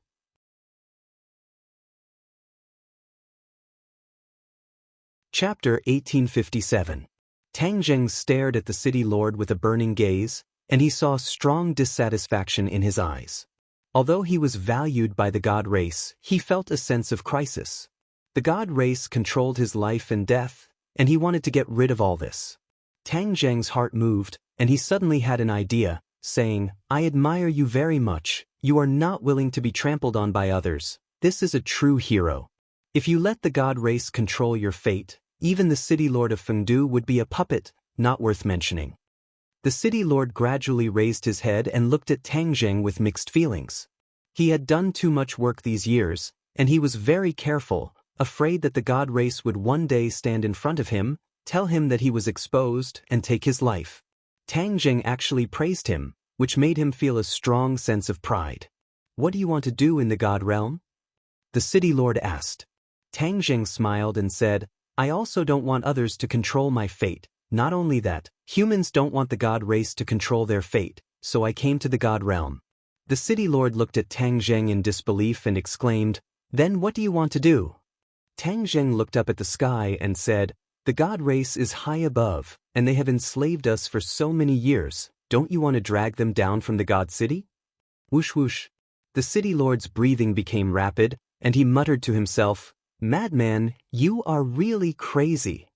The city lord only wanted to cultivate to become a god, and then secretly hide from the god race's ruler.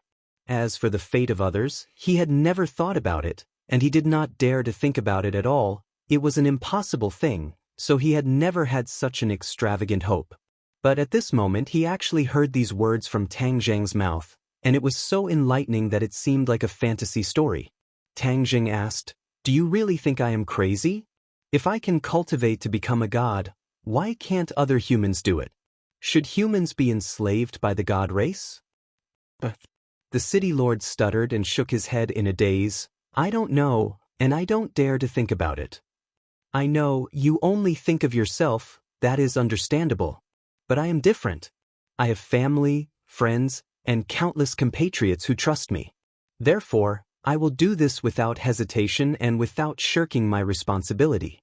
Tang Jing's voice was not very loud and impassioned, but for some reason, when the mayor heard it, he felt as if his blood was boiling. His ice-cold heart seemed to beat violently, and he couldn't help but clench his fists. Tang Jing dared to think of things that he did not dare to think of, which made him feel deep veneration. Tang Jing looked at City Lord with a smile and took in all of his reactions. He said straightforwardly, You are the master of Fengdu. Don't you want the ghosts in Fengdu to cultivate into gods and break free from being enslaved by the god race? The city lord raised his head abruptly, as if he had thousands of words to say, but he realized that he couldn't say them out loud.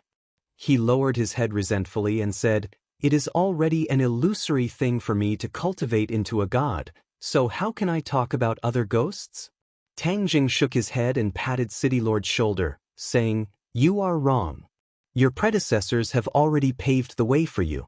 As long as you set foot on this path, although there are difficulties, this path can also become a broad road. Why don't you want to do it? Are you willing to be enslaved by the god race for generations? Tang Jing's voice suddenly became louder, like thunder exploding in City Lord's ears. It was so loud that even the deaf could hear it. City Lord's heart trembled fiercely, but he mustered up his courage and said, I don't want to. That's right. Tang Jing nodded in satisfaction and put the primordial wood bottle in City Lord's hand, saying, There is the power of faith here. You have to cultivate into a god first, then you can lead the ghosts of Fengdu to break free from the god race's enslavement and control your own destiny. City Lord was fascinated and looked at the primordial wood bottle in a daze, saying, You are really giving me the power of faith? Yes. Don't you want it? Of course I want it. City Lord immediately held the primordial wood bottle tightly in his palm. Ha! Tang Jing laughed in satisfaction. I look forward to you becoming a god soon. He waved his hand and turned to leave, his figure fading bit by bit. City Lord immediately asked, Are you really going to the god city? I will definitely. When that time comes, the gods will no longer be high and mighty. They will fall from their divine altars, and the world will change. Tang Zheng's heroic spirit reached the clouds, and his voice echoed in City Lord's ears. City Lord's gaze drifted as he looked at Tang Zheng in a daze until his figure disappeared without a trace. Everything was like a dream. City Lord shook his head violently and looked at the primordial wood bottle in his palm. Only then did he confirm that everything was real. His heart that was like stagnant water couldn't help but ripple, spreading further and further. Tang Zheng didn't leave Fengdu. He raised his head to look. Even though he was standing on the ground, his eyes seemed to have risen to the sky and looked down at the world of Fengdu. The sky of Fengdu wasn't like the human world. There was no sun and no traces of stars. The sky gave off light, which was the source of light for Fengdu. Fengdu was much smaller than the ghost realm. Other than Fengdu City, the other places were very barren, but there were still ghosts living there. However, these ghosts were very weak and couldn't be compared to those in Fengdu City. The world of Fengdu created by the god race is too crude. After all, it's a world created by the gods, so there isn't much to see. On the other hand, the 9 underworlds are more worth a visit. The 9 underworlds had existed since ancient times and wasn't a world created by the gods, so there was definitely something unusual about it. Tang Zheng didn't know how to go to the 9 underworlds, but since he knew about its existence, it wasn't a problem for him. The most important thing now was to comprehend secrets of the heavenly god. Secrets of the heavenly god had great wisdom, so he decided to use it as a reference to build a divine bridge. He had inexhaustible power of faith, so building a divine bridge wasn't difficult for him. However, his divine bridge was worlds apart from the divine bridges of normal cultivators. Secrets of the heavenly god circulated, and the surging power of faith gathered in his purple manor. Ever since Yuanying left him, his purple manor had been empty. The power of faith filled his purple manor, and a divine bridge gradually appeared. This divine bridge didn't have a pier, and it was like a flying bridge that crossed a natural chasm. The head of the bridge appeared. Instantly, an earth-shattering change happened in his purple manor. A ray of multicolored light shone on the head of the bridge, and it shone with boundless light. Dense mist rose, and the head of the bridge seemed to be standing in the midst of the multicolored light. Tang Zheng was shocked. The secrets of the heavenly god was indeed extraordinary. Building a divine bridge actually created such a spectacle, and this was only the head of the bridge. If the entire divine bridge was built, how magnificent would it be? Tang Zheng yearned for it, and his heart palpitated with eagerness. However, he didn't know that the divine bridge of normal cultivators wouldn't create such a miraculous and magnificent vision. He was a god, and the divine bridge he built had already undergone an essential change. It had already broken away from the secrets of the heavenly god and was completely different from the divine bridge that the senior had created. Tang Zheng was completely unaware, and he was immersed in the marvelous realm of building a divine bridge. With a spurt of energy, the divine bridge extended bit by bit, further and further away. It was like a broad road that extended to the end of the illusory world.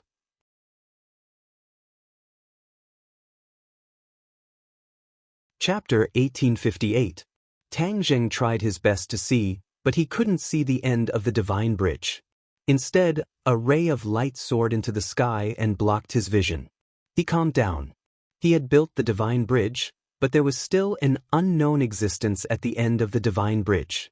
With his current cultivation as a god sovereign, he couldn't see through it and reach it.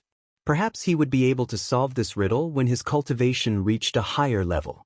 His power of faith flowed along the divine bridge like a swimming dragon, rushing to the end of the divine bridge and disappearing into the ray of light. Instantly, he felt his power increasing rapidly. The benefits of the divine bridge were indeed endless. The exploration of the divine bridge came to an end. With a thought, Tang Jing traversed millions of miles and circled around Fengdu. In the end, he landed in Fengdu City, which was bustling with noise and excitement. Even though he was standing in front of everyone, no one discovered his tracks. He stared at the scene in front of him and couldn't help but feel curious.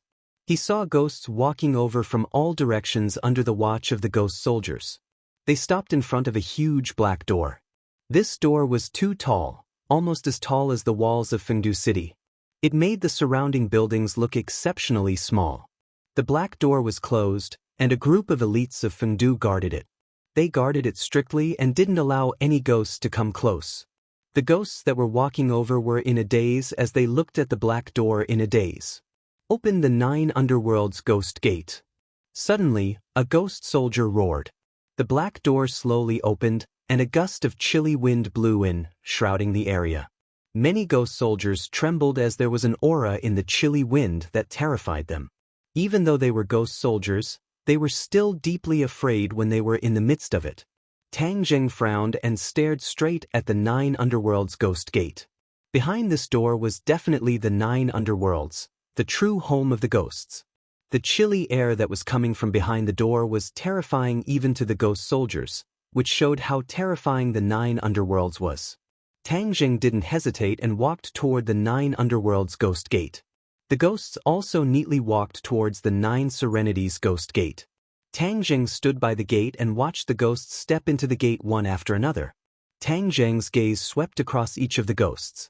Gradually, he discovered something unusual. These ghosts' souls were actually incomplete. One of the 3 immortal souls and 7 mortal souls was missing a mortal soul. Tang Jing widened his eyes in shock.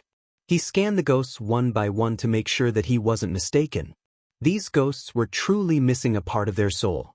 There are numerous ghosts in Fengdu World, and I have also seen other ghosts. They all have 3 souls and 7 spirits, so why is it that the ghost that passes through the Ghost Gate of 9 Underworlds is missing 1 spirit? Fengdu was a transit station for ghosts. Furthermore, Fengdu also intercepted a portion of ghosts and released the rest into the 9 Underworlds. Without a doubt, these ghosts that were missing a part of their soul were the ghosts that had been released into the 9 Underworlds. There was something fishy about this. Tang Jing pondered for a moment, and it was not difficult for him to guess the truth. He clicked his tongue and praised, "Good method."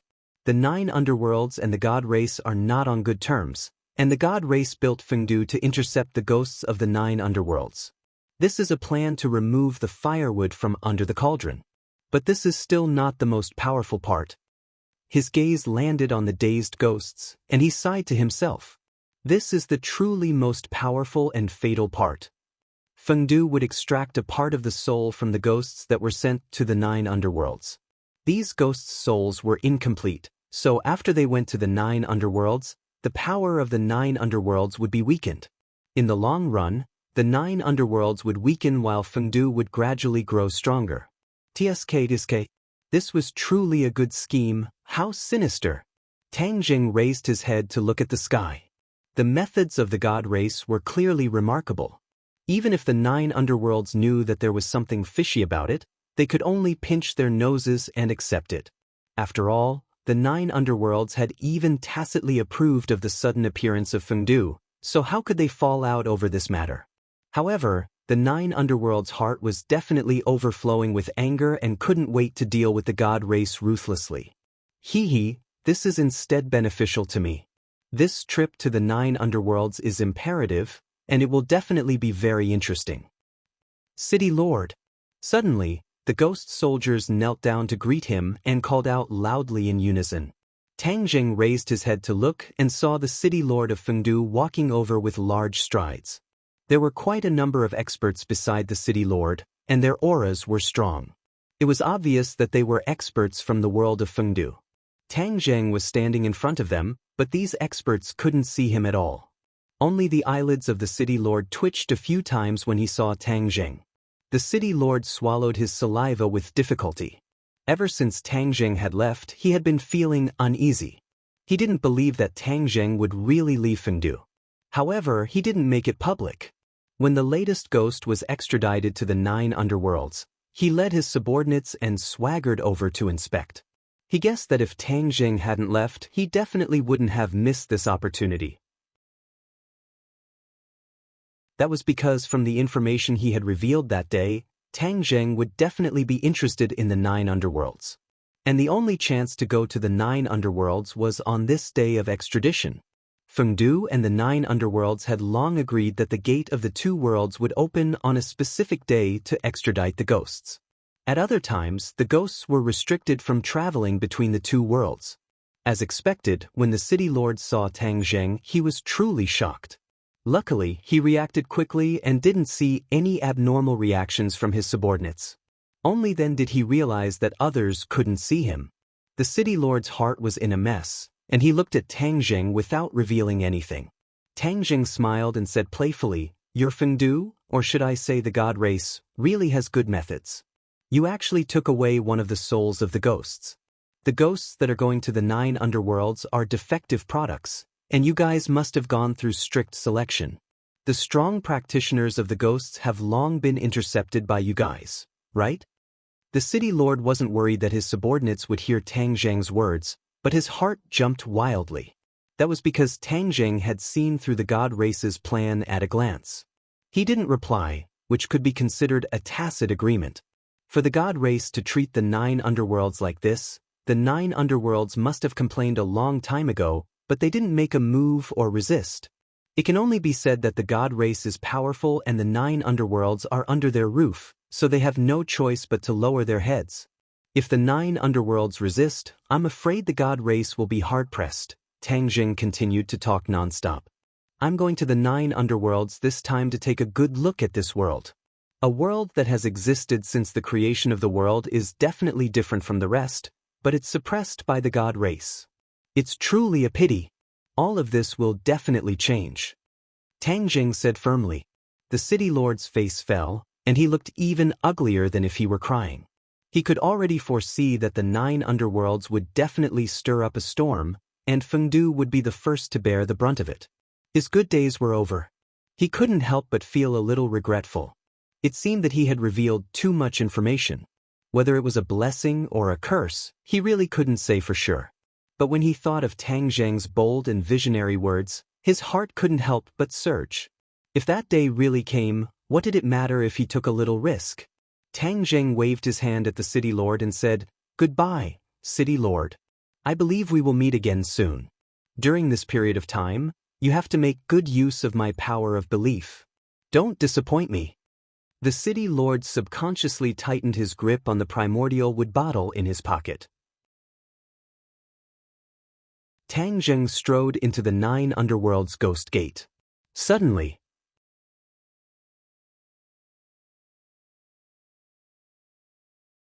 Chapter 1859. The violent Yin wind caused chaos in front of the 9th underworld ghost gate, and cries of alarm could be heard everywhere. What's going on? The Yin wind suddenly blew. What happened in the 9th underworld? Is the 9th underworld dissatisfied with us and trying to start a fight? All the generals were filled with righteous indignation. The city lord's pupils constricted as he shouted. The surroundings were silent, and the Yin wind also disappeared without a trace. It's so chaotic. What's the meaning of this? This is just a coincidence. There's no need to make a fuss. The city lord made the final decision. All the generals came to a realization. They believed in the city lord without a doubt and were all relieved. Other than the city lord who saw the clues, the others did not know. This turmoil was caused by Tang Jing. He was a living person, not a ghost, and only ghosts could pass through the 9th underworld ghost gate, which had strict restrictions. Tang Jing used his own tyrannical strength to force his way through the 9th underworld ghost gate, which caused this turmoil. In the end, the 9th underworld ghost gate did not stop Tang Jing. The 9th underworld, the final destination of ghosts. As Tang Jing passed through the 9th underworld ghost gate, the power of a layer of space fluctuated, as if it wanted to push him out. With his understanding of the spatial laws, this was a piece of cake. With a slight use of his divine ability, he stood firmly in the 9th underworld. It was pitch black all around, and he could not see his fingers if he stretched out his hand. Tang Jing's eyes widened in surprise. With his eyesight, he could not see anything at all. This was too inconceivable. However, there were ghosts flying past him, as if they were summoned by some mysterious power, and flew towards their destination on their own. Tang Zheng did not say a word, and flew with the ghosts. However, he had not flown very far when he felt a wave of pressure. It was a pressure that came from all directions. With his cultivation, he could feel this pressure, which showed how terrifying it was. If it was an ordinary person, they would have been crushed by this pressure, and died without a complete corpse. Tang Zheng's heart trembled. This ninth underworld was indeed strange, to have such a terrifying pressure. However, in the end, this did not cause any substantial damage to Tang Zheng. On the other hand, the other ghosts did not feel this pressure and continued to fly unscathed. Tsk. Tang Zheng saw something. This pressure was clearly used to deal with outsiders. The 9 underworlds must be guarding against something, such as Fengdu and the god race. However, Fengdu was filled with ghosts, so this pressure wasn't of much use to them. That was to deal with the god race, but the god race was strong, so this pressure might not be able to cause any substantial harm to them. Tang Zheng racked his brains but still couldn't figure out the mystery behind it. The darkness was boundless, and he didn't know how far he had flown. The first feeling that the 9 underworlds gave him was that it was vast, thousands of times bigger than Fengdu. Fengdu was like a small dot, while the 9 underworlds was the true giant. Now that the giant was nibbled away by the little guy, it made people sigh endlessly. Finally, a speck of light appeared in the distance. It was like a star in the sky. It floated in the air and seemed to be moving. Tang Zheng was surprised. He rushed to the front of the ghosts and reached the light. But what floated in the sky were actually lights. They were like water lanterns used by the mortal world to convey the grief of their loved ones. They floated along the river and swam into the distance. These lanterns floated in the sky like a river of lights. They were majestic and stretched into the distance. There are actually souls in these lanterns.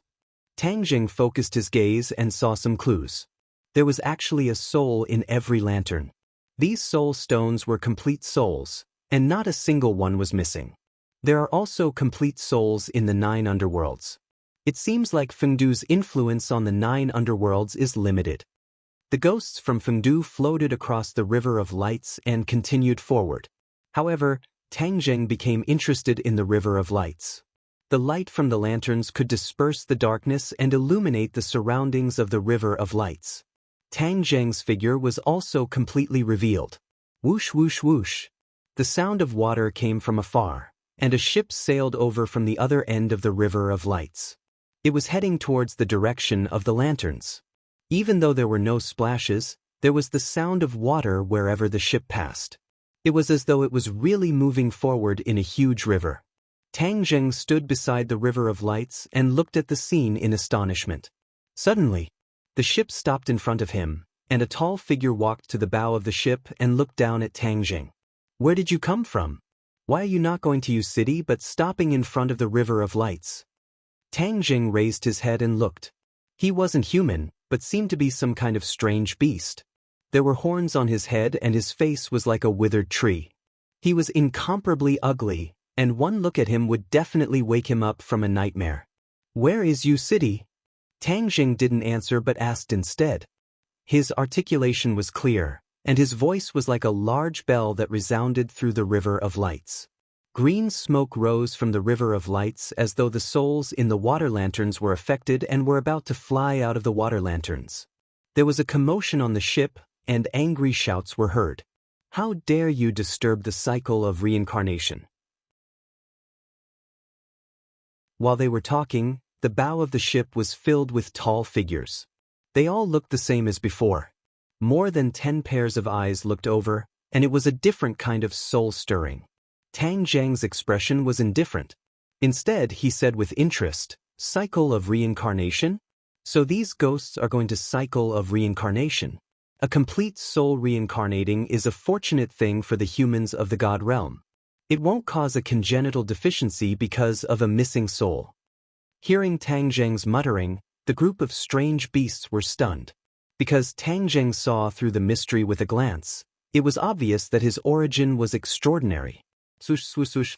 Rays of divine light shot out from their eyes and intertwined into a huge beam of light that covered Tang Jing. Immediately, there were cries of surprise. "You're not a ghost." After Tang Jing entered the 9 underworlds, there was a lot of yin qi on his body as he flew, so the other party couldn't see that he wasn't a ghost at first glance. With this look, Tang Jing exposed his identity. He admitted openly, "I'm indeed not a ghost, but a living person." What? A living person came to the 9 underworlds? How is this possible? This has never happened in thousands of years. They screamed involuntarily, not daring to believe all this. From beginning to end, Tang Jing didn't plan to hide his identity in the 9 underworlds. The 9 underworlds and the god race were enemies, not friends. If Tang Jing wanted to gain something in the 9 underworlds, or even get the 9 underworlds to help him against the god race, then he wouldn't hide his identity openly. It wasn't a wise move. Could it be that you're a spy sent by the god race? A strong sense of hostility immediately surged from the ship, covering the sky and covering the earth. Tang Jing was as unmoving as a pine tree, but those hostile intents were unable to approach him in the slightest. Tang Jing was like a mainstay, splitting the hostile intents into two. "How dare you attack us?" The other party was angry, but there was fear in their words. A living person who came to the 9 underworlds, this was enough to explain everything. If the other party didn't have enough strength, they couldn't even cross the 9 underworlds ghost gate. And the only living people who could cross the 9 underworlds ghost gate were the subordinates of the god race. Whether they were friend or foe, it was clear at a glance. Of course, they wouldn't show the slightest bit of mercy. With a shout, the ship rushed forward like a fierce beast, crashing toward Tang Jing.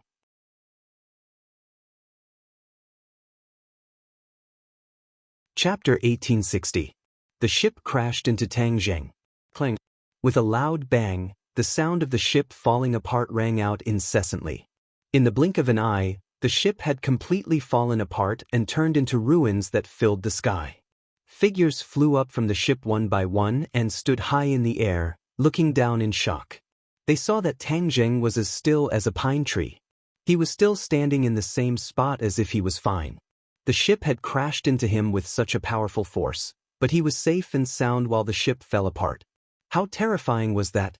The strange beasts were stunned and seemed to have forgotten to vent their anger. They looked at Tang Jing blankly and stammered, "You?" Tang Jing sighed and said, "If I said that you were really mistaken and that I'm not of the god race or someone from Fengdu, would you believe me?" They looked at him with a gaze that said, "Don't treat me like an idiot." The meaning was self-evident. Tang Jing spread out his hands and said helplessly, "See, no matter what I say, you won't believe me. Then I can only use my method." "What method?" The strange beasts were at a loss and were at a loss. "My method is simple and crude, but it has always been effective." Tang Jing stretched out his hand and grabbed with his 5 fingers. A terrifying aura that covered the sky and covered the earth instantly enveloped this part of the world. The water lanterns stopped moving forward, and the strange beasts were horrified to find that they couldn't move. No matter how they used their skills to resist, it was futile. "What are you doing?" they asked in horror. Tang Jing said casually, "I said my method is effective, right?" The strange beasts finally accepted their fate and stopped struggling. They stared at Tang Jing. "I've just come to the 9 underworlds, so I'll let you be my guide and answer some of my questions," Tang Jing said without allowing them to refute. "You'll spoil the plan if you stop us. We're going to the reincarnation pool. If we miss the time, then all the efforts of these ghosts will be wasted and they won't have the chance to reincarnate. Do you know how difficult it is for Lord Hades to gather these complete ghosts?" The strange beasts shouted with trembling voices. "Lord Hades?" Tang Jing raised his eyebrows and was attracted by these 2 words. Of course, the other information also made him realize something. "Is this 9 Serenity's master the Netherlord?" Tang Jing asked. The exotic beast looked at him as if he was an idiot. Was there even a need to ask such a question? Isn't it common sense that you are a spy sent by the Protoss? Why ask so many times? Tang Jing wasn't ashamed to ask. "It seems so. The Netherworld Master is the 9 Underworlds Master, just like how the Fengdu master is called the city lord. He's an imitation of the 9 underworlds. When the strange beast heard the name of the Fengdu necropolis master, it flew into a rage. Don't mention that scoundrel. He intercepted the souls of the 9 underworlds and extracted a part of their souls. He's trying to destroy the foundation of the 9 underworlds. He's extremely shameless. Tang Jing smiled since he could understand their thoughts. If the necropolis lord were to hear this, he wouldn't be able to refute it. What the city lord has done is indeed worthy of this infamy. Tang Jing said fairly. The exotic beast looked at him blankly and was confused. Why was he still speaking up for them? This wasn't in line with their expectations. Tang Jing didn't explain much. He pointed at the Lantern River and said, "You spent a lot of energy to condense these souls, so they're very precious and can't be wasted. If you miss the time, you can't reincarnate, right?" The exotic beast hesitated for a moment and nodded. "That's right. Let's go to the reincarnation pool." Tang Jing said. He removed the energy and the Lantern River flowed into the distance again. Tang Jing had plenty of time and was full of curiosity about the 9 underworlds. Thus, he decided to calm down and take a good look. The reincarnation pool was in charge of reincarnation. This was a place he had to go to. He might as well go with the flow and go directly. "Are you really going to the reincarnation pool?" the exotic beast hurriedly asked when he saw Tang Jing following the Lantern River. They were also passively following him. Tang Jing pointed into the distance and said, "That's the truth. What else is there to doubt?" "Do you want to destroy the reincarnation pool?" An exotic beast asked whimsically. The other exotic beasts were shocked. They were about to scold him when they saw Tang Jing laugh. "I just want to take a look at the reincarnation pool." The exotic beasts were skeptical, but they had no choice but to lower their heads. No matter how they looked at Tang Jing, they couldn't change the current situation. They looked at each other. Instead, hope gradually grew in their eyes. The reincarnation pool was guarded by a large army and experts. This person was walking right into the trap. It would save them a lot of trouble. Thus, they all quieted down. Tang Jing acted as if he didn't see it and asked directly, "Are the complete souls in these water lanterns condensed from the incomplete souls?" The exotic beasts looked at each other, as if they didn't want to answer him. However, they didn't want to expose themselves. The best plan was to stabilize the enemy. As long as they reached the reincarnation pool, the situation would be settled. Thus, they answered truthfully, "Yes." In order to condense a complete soul, the Lord of the Netherworld needs to consume a large amount of remnant souls. Tang Jing thought carefully for a while. This must be done with great power. Even he couldn't do it. After the remnant souls condense a complete soul, there must be some left. What about the remaining remnant souls? Tang Jing hit the nail on the head and threw out another key question. The exotic beasts looked at him in surprise. They were shocked by his tricky question.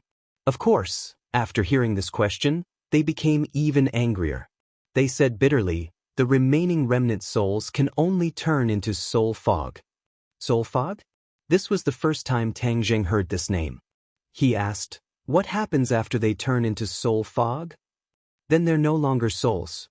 They'll be imprisoned in the sea of soul fog and can never be reincarnated." The exotic beasts' voices trembled.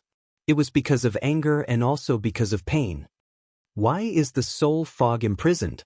The soul fog will cause great pressure and lead to a disaster. Tang Jing suddenly realized that the remaining remnant soul would actually cause such a serious aftereffect. The god race was truly killing 2 birds with 1 stone. Not only did they break the foundation of the 9 underworlds, they also left behind a huge disaster. Any one of them would cause the 9 underworlds to be in great danger and not be able to bear the consequences. Brilliant, really brilliant. I wonder who came up with this plan. In the sky, a huge lake appeared and floated in midair. The Lantern River converged towards this lake and flowed into it, stopping its advance. Is this the reincarnation pool? We're here. Tang Jing looked at the reincarnation pool curiously. However, before he could see any clues, figures flickered in the darkness. A large army suddenly appeared. They guarded the reincarnation pool and stared at Tang Jing, the uninvited guest. They also saw the exotic beasts that couldn't move and were shocked. They were secretly on guard. The exotic beasts were overjoyed and shouted, "This is a spy of the god race. Capture them quickly." Although they had already suspected that Tang Jing was a spy for the god clan along the way, at this moment, they still subconsciously shouted out. These 4 words were powerful and could attract hatred.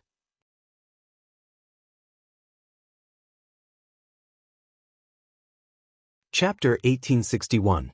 The underworld army locked onto Tang Jing. Tang Jing calmly watched the army advance and leisurely strolled towards the army.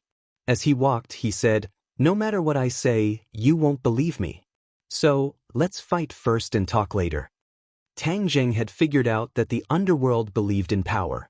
If he didn't defeat them, he wouldn't be able to communicate peacefully at all. Since that was the case, he would defeat them completely first. He glanced over. Although there were many enemies, he wasn't worried. Looking at him, he couldn't help but think of the 9 Serenities hell in the world of ghosts. That was the place where Ksitigarbha Bodhisattva cultivated in the world of ghosts. He wanted to empty that hell before he could become a Buddha. In the end, he succeeded. That underworld hell was different from the real underworld world. Only the names were similar. The underworld world was much more powerful than the underworld hell. There was no comparison between the two. His thoughts drifted back. He saw that the army was already in front of him. Rays of light flew out from the army. These were the rays of light from treasures. They all shot toward Tang Jing. Tang Jing looked up. With just a glance, these attacks all missed and froze in midair. They couldn't move forward anymore. Just a glance had such divine power. It completely shocked the enemy. Immediately, they believed that Tang Jing was a spy of the god race. Because in this world, only the god race had such means. Kill! Suddenly, uniform shouts resounded through the world. A giant stood out from the army. This giant stood tall and looked down on all living things. Even Tang Jing looked insignificant in front of him. Tang Jing looked at the giant. This giant also had 2 horns on his head, but he had a human face. He didn't know if he was a human or a beast. He stretched out his hand. The air in the sky quickly gathered and formed a huge drum in front of him. This drum covered an area of several hundred feet. It covered the sky and floated in midair. There was a commotion in the army. Cheers thundered. It seemed that their confidence had increased by a lot when they saw this drum. The underworld drum sounds, all things move. The underworld drum sounds, 10,000 souls break. Roars came out from the giant's mouth. Then he used his fist as a drumstick and hit the underworld drum hard. Bang! The sound of the drum reverberated, heaven and earth moved, and all living things moved. A shockwave accurately attacked Tang Jing from the 9 Serenities drum, but it didn't cause any damage to the army. This kind of precise attack made Tang Jing's eyes light up. Interesting indeed.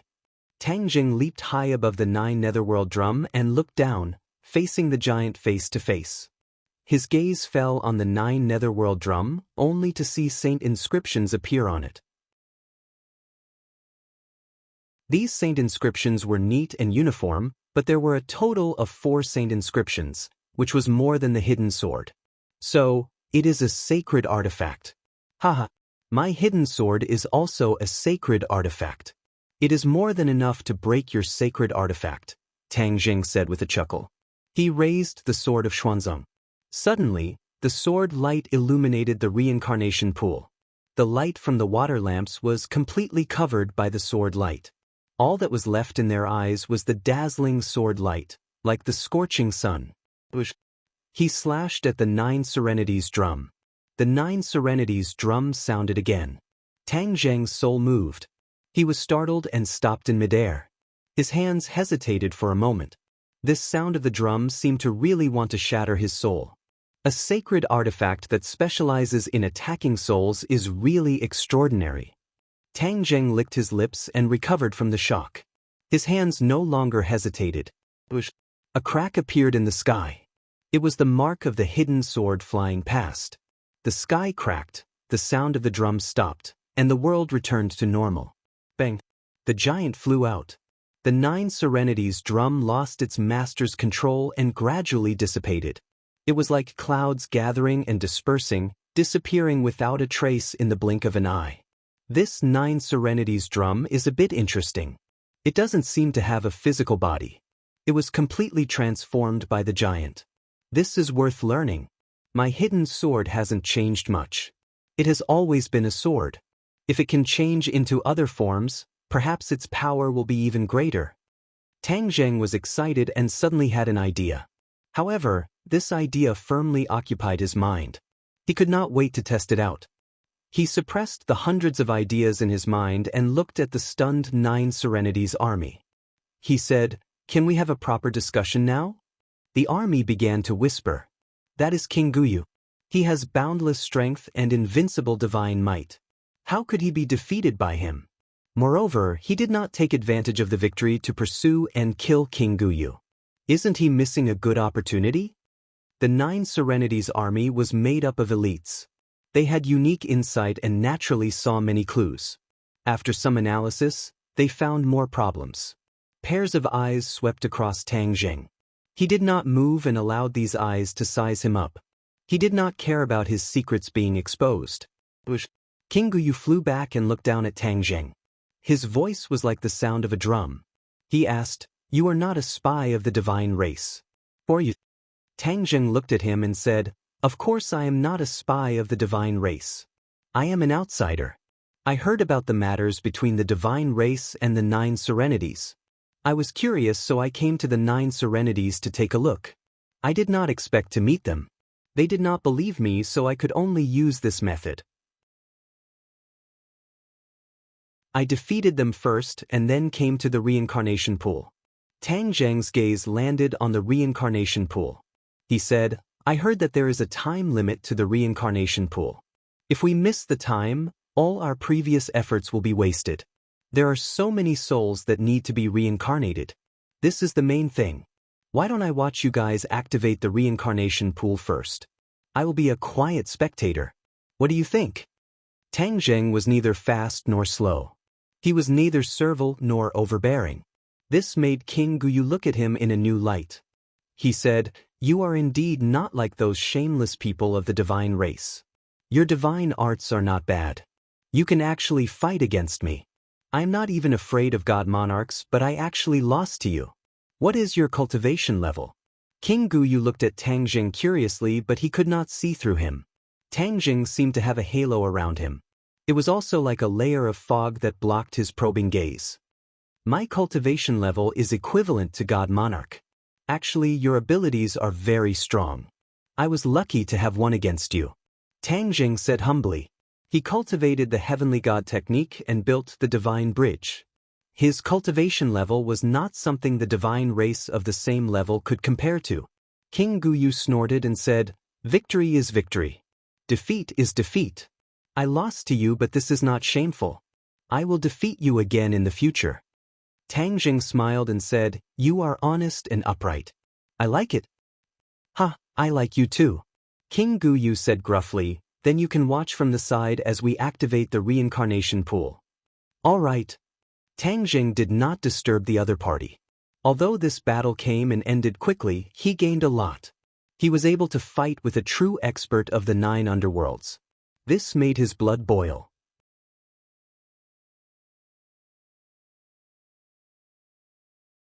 Chapter 1862. A wave surged in the reincarnation pool. The wave gathered and turned into a whirlpool. The thousands of water lamps that flowed into the reincarnation pool gathered here and moved closer to the center of the whirlpool. Tang Zheng opened his eyes wide as he quietly watched this magical scene unfold before him. A water lamp rushed into the whirlpool and a pillar of light shot up into the sky from the center of the whirlpool like a laser. It shot into the sky and did not dissipate. Following that, water lamps rushed into the whirlpool one by one. Pillars of light pierced through the reincarnation pool as if they were going to pierce through the heavens. They were like indomitable trees that supported the heavens and the earth, supporting this part of the sky. King Guyu controlled the reincarnation pool without saying a word. He glanced at Tang Zheng from the corner of his eyes and saw that he was watching very seriously without saying a word. King Guyu hesitated and said, "Reincarnation pool is not complicated. However, there is a specific moment when the reincarnation pool can be activated. The most important part of the reincarnation pool is the soul. Since you are from the outside world, you naturally know about the crimes that the divine clan has committed against the 9 underworlds. Extracting a soul is their evil deed." When he said this, the 9 underworlds' army's aura was filled with anger. It was as if they could explode at any time. Tang Jing said calmly, "That is true. This is really an evil deed." King Guyu said with relief, "Those who know the inside story all think so. Then why don't you resist? This is the act of destroying your foundation. It is too vile, how can you just let it be?" Tang Jing asked, hitting the nail on the head. King Guyu sighed and said, "It's not that we don't want to resist. However, Lord Yu is kind and does not want the people in the world to suffer the chaos of war. That's why we keep delaying it." This reason was out of Tang Zheng's expectations. Although he had never seen Lord Yu before, he was after all the lord of this world. No matter if it was in terms of vision or spirit, he was definitely unparalleled. How could he not resist just because of this reason? This reason could not convince Tang Zheng. However, he did not ask for the reason. Instead, he chose to listen and watch. He said calmly, "Lord Yu is kind." More and more light pillars appeared on the reincarnation pool. After a while, when all the water lamps entered the whirlpool, the reincarnation pool had turned into a huge light pillar and was completely enveloped. Suddenly, a saint rune flew out from the center of the whirlpool and floated high in the air. The saint rune's light wasn't very eye-catching, but it overshadowed the huge pillar of light. Saint inscriptions? Tang Jing looked at this scene in surprise. His hidden sword was a saint artifact, so he had a better understanding of saint inscriptions. When he saw this saint inscription, his heart trembled, and his eyes were completely attracted by it. This is the saint rune of a saint artifact. Moreover, this saint artifact only has one saint rune. Tang Jing quietly analyzed. His hidden sword also had more than one saint pattern, but it was already an extraordinary treasure that could help him kill his enemies. Now, this saint artifact only had one saint rune. The Great Tao was simple to the extreme. When Tang Jing saw the sacred inscription, he was deeply shocked. He quickly asked, "What kind of magic treasure's sacred inscription is this?" The saint rune swam around the light pillar, and the light pillar slowly broke away from the vortex and flew into the sky. The saint rune kept protecting the light pillar until the saint rune disappeared into the horizon. Suddenly, there was a flash of light, and the saint runes returned, silently falling into the reincarnation pool. Everything was calm, and only the enormous reincarnation pool that spanned across heaven and earth floated in the air, silently telling everyone what had just happened. When everything was settled, King Guyu had the time to answer Tang Zheng's question. He pointed at the reincarnation pool and said, "This saint rune belongs to the reincarnation pool." Reincarnation pool? Tang Zheng was shocked. This reincarnation pool that covered the sky was actually a magic treasure, a saint artifact that was even more powerful than the hidden sword. Tsk. Tang Zheng inwardly exclaimed in admiration. This was truly out of his expectations. If the reincarnation pool is a saint artifact, then wouldn't it be taken away by others? If someone stole the reincarnation pool, then their reincarnation project would really be ruined. Tang Zheng's words were shocking. Ha! Meaningful laughter rang out from the 9 Nether army, as if they didn't agree and were worried about his words. The reincarnation pool is a saint artifact that belongs to the 9 Nether. Who can take it away? That person hasn't been born yet. No, there will never be such a person. King Guyu said resolutely. Tang Zheng was enlightened and said, "Since no one can take it away, then everything is fine. Otherwise, the 9 Nether will be in danger." After a pause, Tang Zheng pointed at the calm reincarnation pool and asked, "Has the reincarnation cycle ended?" King Guyu nodded. "It has ended. Since you have come to the 9 Nether, you must have your own purpose." "What is your purpose?" King Guyu went straight to the point, and Tang Zheng didn't need to be courteous. Tang Zheng said directly, "I want to meet the 9 Nether Master." Then what identity are you using to meet the Nether Master? King Guyu asked. I am representing another world to the Nine Nether. You may not have heard of this world, but that is not important. What is important is that I am here, Tang Jing said in a neither servile nor overbearing manner. Another world?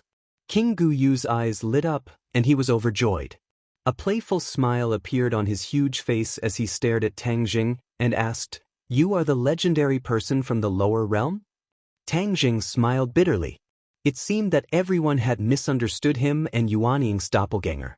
Yuan Ying's doppelganger's influence was not small, and even the Nine Nether knew about it. In other words, the Nine Nether had many spies and was well informed. Whatever happened in the God realm could not be hidden from the Nine Nether, and whatever mysterious person appeared in the God realm could not be hidden from the Nine Nether.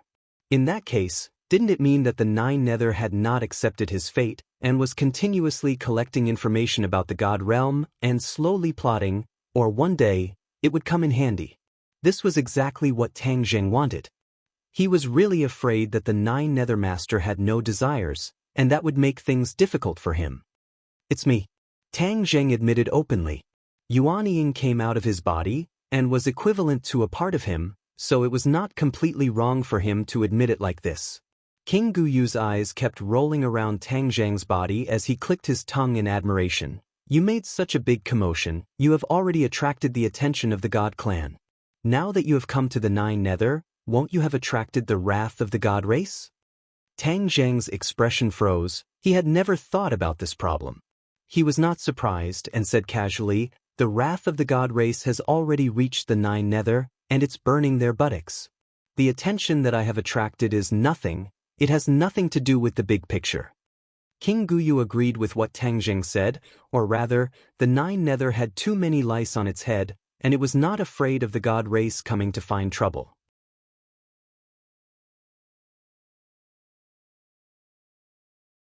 Chapter 1863.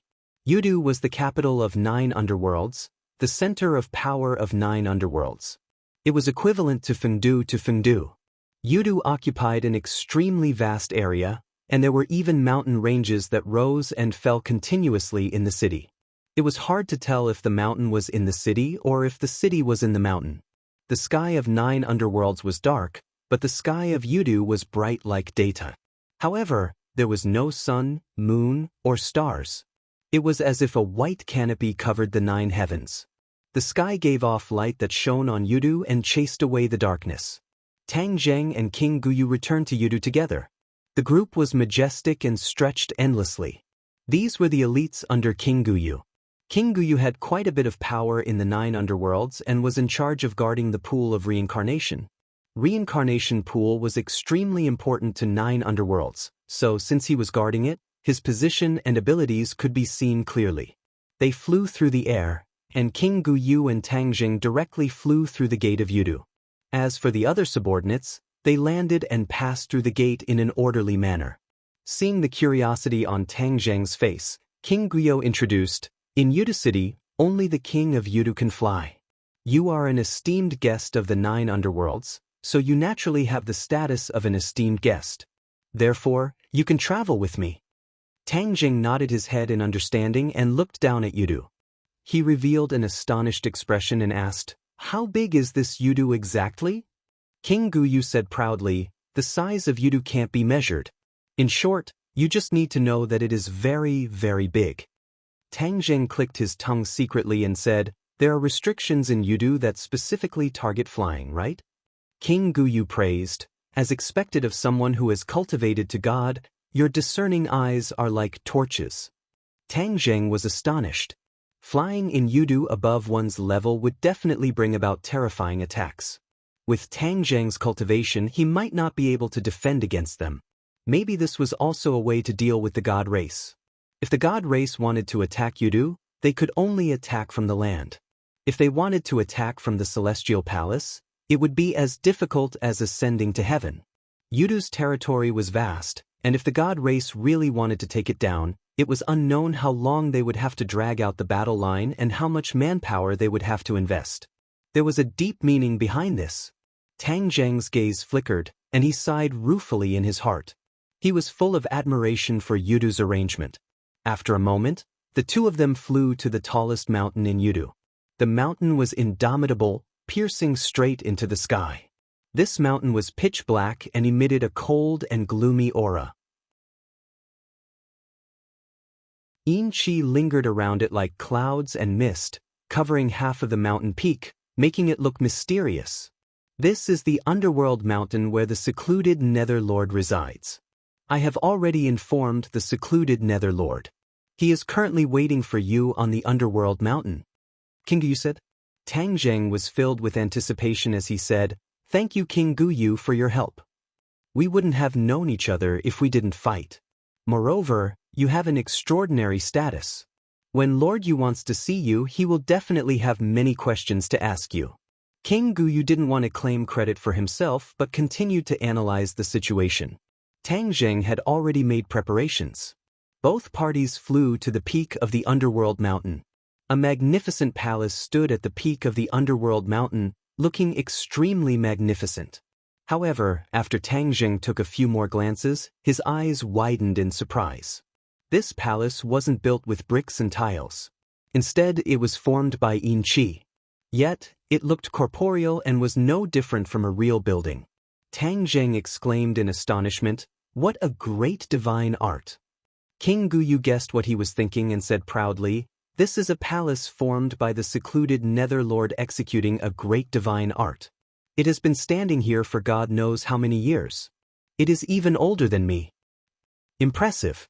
Tang Zheng gave a thumbs up and praised from the bottom of his heart. "Esteemed guest, you flatter me." A vigorous voice came from the palace. Tang Zheng felt his vision blur and they were already standing in the palace. Tang Zheng looked around and realized that he hadn't moved. It was the palace that had moved and covered them. Therefore, they had arrived in the palace. This palace wasn't simple. Lord Yu was even more so. Tang Zheng had already seen Lord Yu. He had a human face, but there were two horns on his head. He was incomparably tall, but he sat in the palace like a mountain. He was so tall that it was hard to look at his back. Lord Yu's eyes were extremely large. They were like two bright lamps hanging high in the sky. It was as if he could see through people's hearts. Tang Zheng bowed to Lord Yu and said, "Greetings, Lord Yu." Hades' sovereign looked at Tang Zheng. It was as if all of Tang Zheng's secrets were exposed to Hades' sovereign's gaze. Tang Zheng's expression was calm. He didn't use any arts to resist and just looked at Lord Yu quietly. Lord Yu was looking at him. He was also looking at Lord Yu. They observed each other carefully. After a while, they both retracted their gazes. "Esteemed guest, are you from another world?" Lord Yu asked. Tang Zheng nodded. "My world is too weak compared to the immortal world and the 9 underworlds." This was the truth.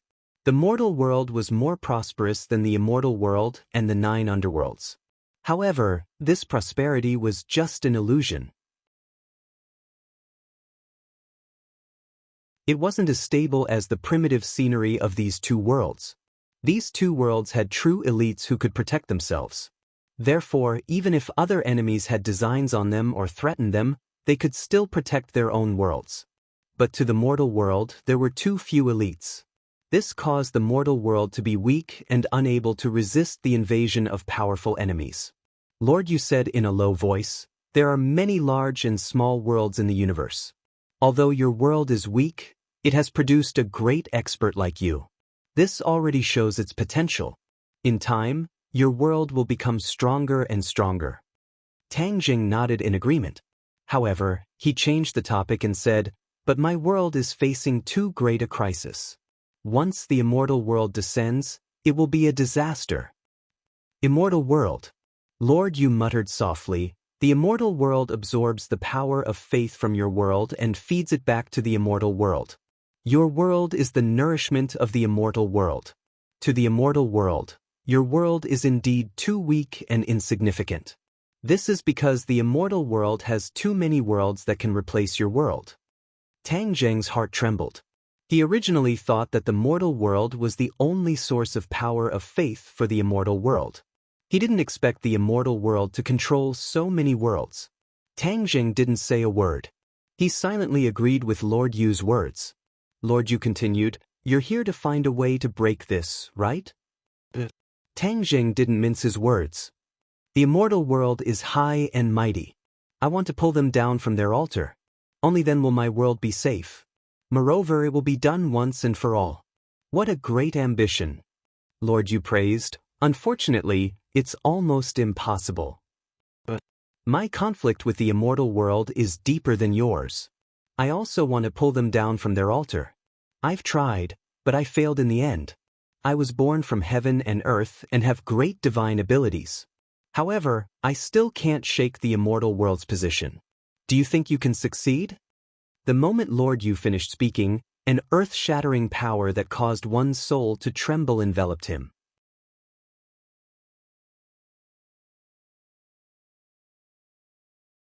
Chapter 1864.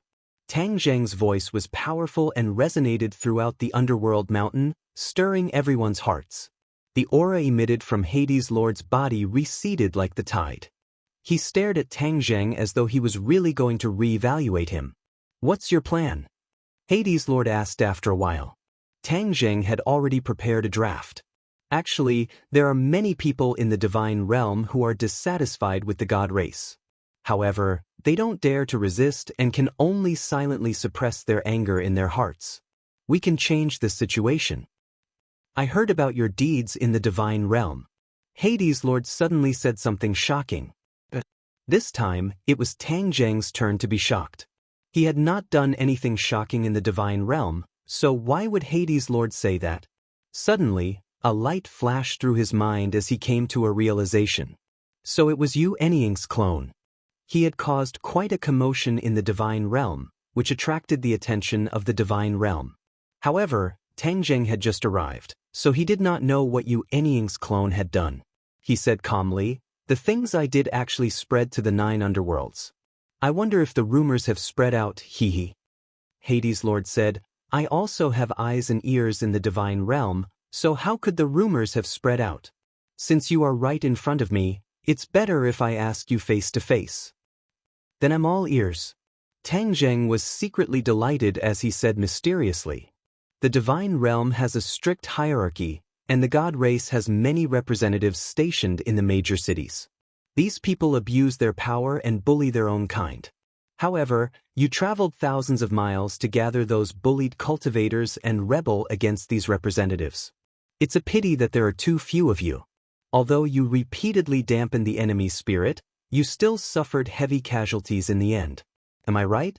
Hades' Lord stared straight at Tang Zheng as he asked in a deep voice. Tang Zheng memorized every word. He was shocked that Yu Anying's clone had caused so much trouble. He had really underestimated him. At the gate of the realm of the gods, I saw the heads of those cultivators. It was said that they colluded with the enemy. They must have been bewitched by Yu Anying's doppelganger. When Tang Zheng thought of this, he was slightly angered. Not only did those people die, their corpses were also exposed to the public. It was truly vicious. Could it be that they want to use this method to provoke the enemy so that they will attack with all their might and take away the heads to free them? Tang Zheng was shocked. The more he thought about it, the more he felt that it was possible. The city is heavily guarded. I hope no one takes the risk. Otherwise, they'll fall into the enemy's trap. Tang Zheng calmed himself down and looked at Netherlord with a smile. Netherlord is indeed well informed. He generously took responsibility for what Yu Anying's doppelganger had done. Unfortunately, you have underestimated the strength of the god race. Your actions are like scratching an itch through a boot. They won't be of much use at all. Psionic Lord hit the nail on the head. Tang Zheng didn't deny it and directly nodded in agreement. What you say makes sense. Netherlord looked at him in astonishment. He hadn't expected him to admit it directly. This was what Tang Zheng thought. Even though Yu Anying's doppelganger had caused quite a commotion, it indeed couldn't be of much use. Seeing Netherlord looking at him in bewilderment, Tang Zheng said frankly, therefore, I have another plan. Plan? To solve the problem from the root. How can we solve the problem from the root? The god race created Fengdu and extracted the souls of the 9 underworlds. Furthermore, They extracted a part of them to break the foundation of the 9 underworlds. Similarly, we can also make a fuss about the souls. Tang Jing said confidently. Netherlord was confused. He was the master of the 9 underworlds, but he hadn't thought of how to make a fuss about the souls. In order to stabilize the foundation of the 9 underworlds, he was already exhausted. He had racked his brains, but no matter what, he couldn't think of any other way to make a fuss. Tang Jing's tone was firm and solemn. Netherlord couldn't help but believe him a little. He asked curiously, "How do we make a fuss about it?" "You must have heard that many years ago, a genius appeared in the God realm and created a technique called the Heavenly God Technique. This is a method for humans to cultivate to become a god," Tang Jing said. Netherlord nodded, but he still didn't understand. "Of course I know this person. From this, we can see how vicious the god race is. No matter who threatens their rule and status, they will stop at nothing to get rid of them." Tang Jing nodded in agreement. Even though the god race killed this genius, they can't erase his existence and contributions. The Heavenly God Technique he created has been passed down, and this is a treasure of the human race. It's also something we can make a fuss about. Netherlord didn't understand. He also knew about the Heavenly God Technique, but he hadn't really seen its contents. Naturally, he couldn't make a fuss about it. Tang Jing decided to unravel the mystery. The Heavenly God Technique is a technique to build a divine bridge. Once the divine bridge is built, humans will have the chance to become a god. The 9 underworlds are in charge of reincarnation, so we can definitely build a bridge in the souls of the reincarnated, allowing them to cultivate naturally in their mother's womb. Once they are born, they will have the qualifications to become a god. Tang Jing explained everything. This was a plan he had come up with after much deliberation. After seeing the reincarnation in the reincarnation pool, he was certain that his plan was extremely feasible. At this moment, Netherlord looked at Tang Jing in shock. He thought about it repeatedly and actually found that this plan was flawless. Moreover, it was a brilliant plan that took drastic measures to deal with the problem. The god race wouldn't have thought of this even in their dreams. Once the newborns in the god realm had a divine bridge and had the qualifications to become a god, countless humans would cultivate to become a god in the god realm. Wasn't this what the god race feared? The god race didn't want humans to become gods and threaten their status and rule. Once a large number of humans became gods, the god race wouldn't be able to stop them at all. The god race's rule would collapse on its own. The god race couldn't possibly kill all of the humans. Humans were the source of their power of faith. If they killed them, where would their power of faith come from? Brilliant, truly brilliant. This was a plan that the god race had no way of breaking. Netherlord looked at Tang Jing from head to toe, as if he wanted to see how he came up with this brilliant plan. Brilliant, brilliant. Netherlord praised from the bottom of his heart. Tang Jing smiled and said, "I'm only proposing a plan, but without the cooperation of Netherlord and the 9 underworlds, my plan is just empty words. Of course I will cooperate fully." Netherlord couldn't help but blurt out, "The god race destroyed the foundation of the 9 underworlds, so I will destroy the foundation of the god race as well. They are delusional to think that they can maintain their rule forever. Dream on."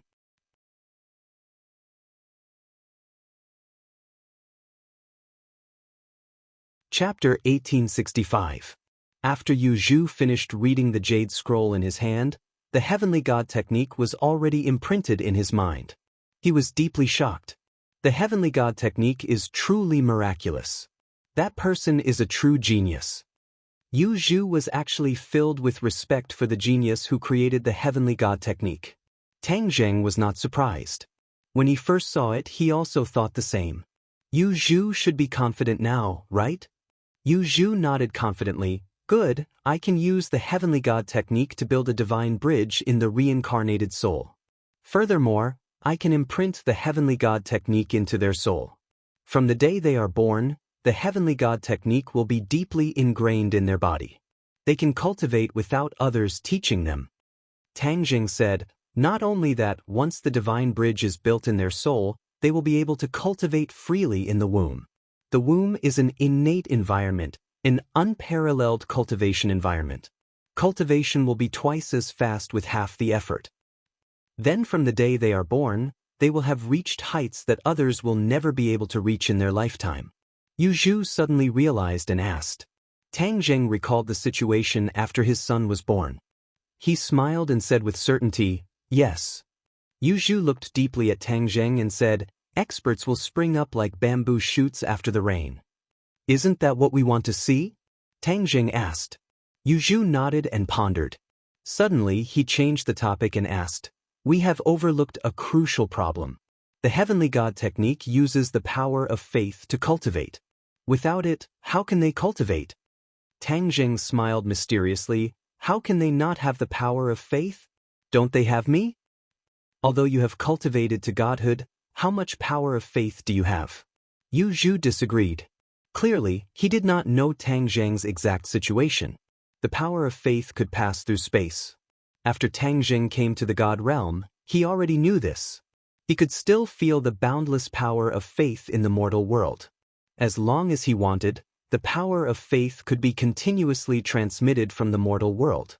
The God race ruled many worlds and seized the power of faith from them. It was precisely because the power of faith could freely travel between worlds, which provided them with convenience.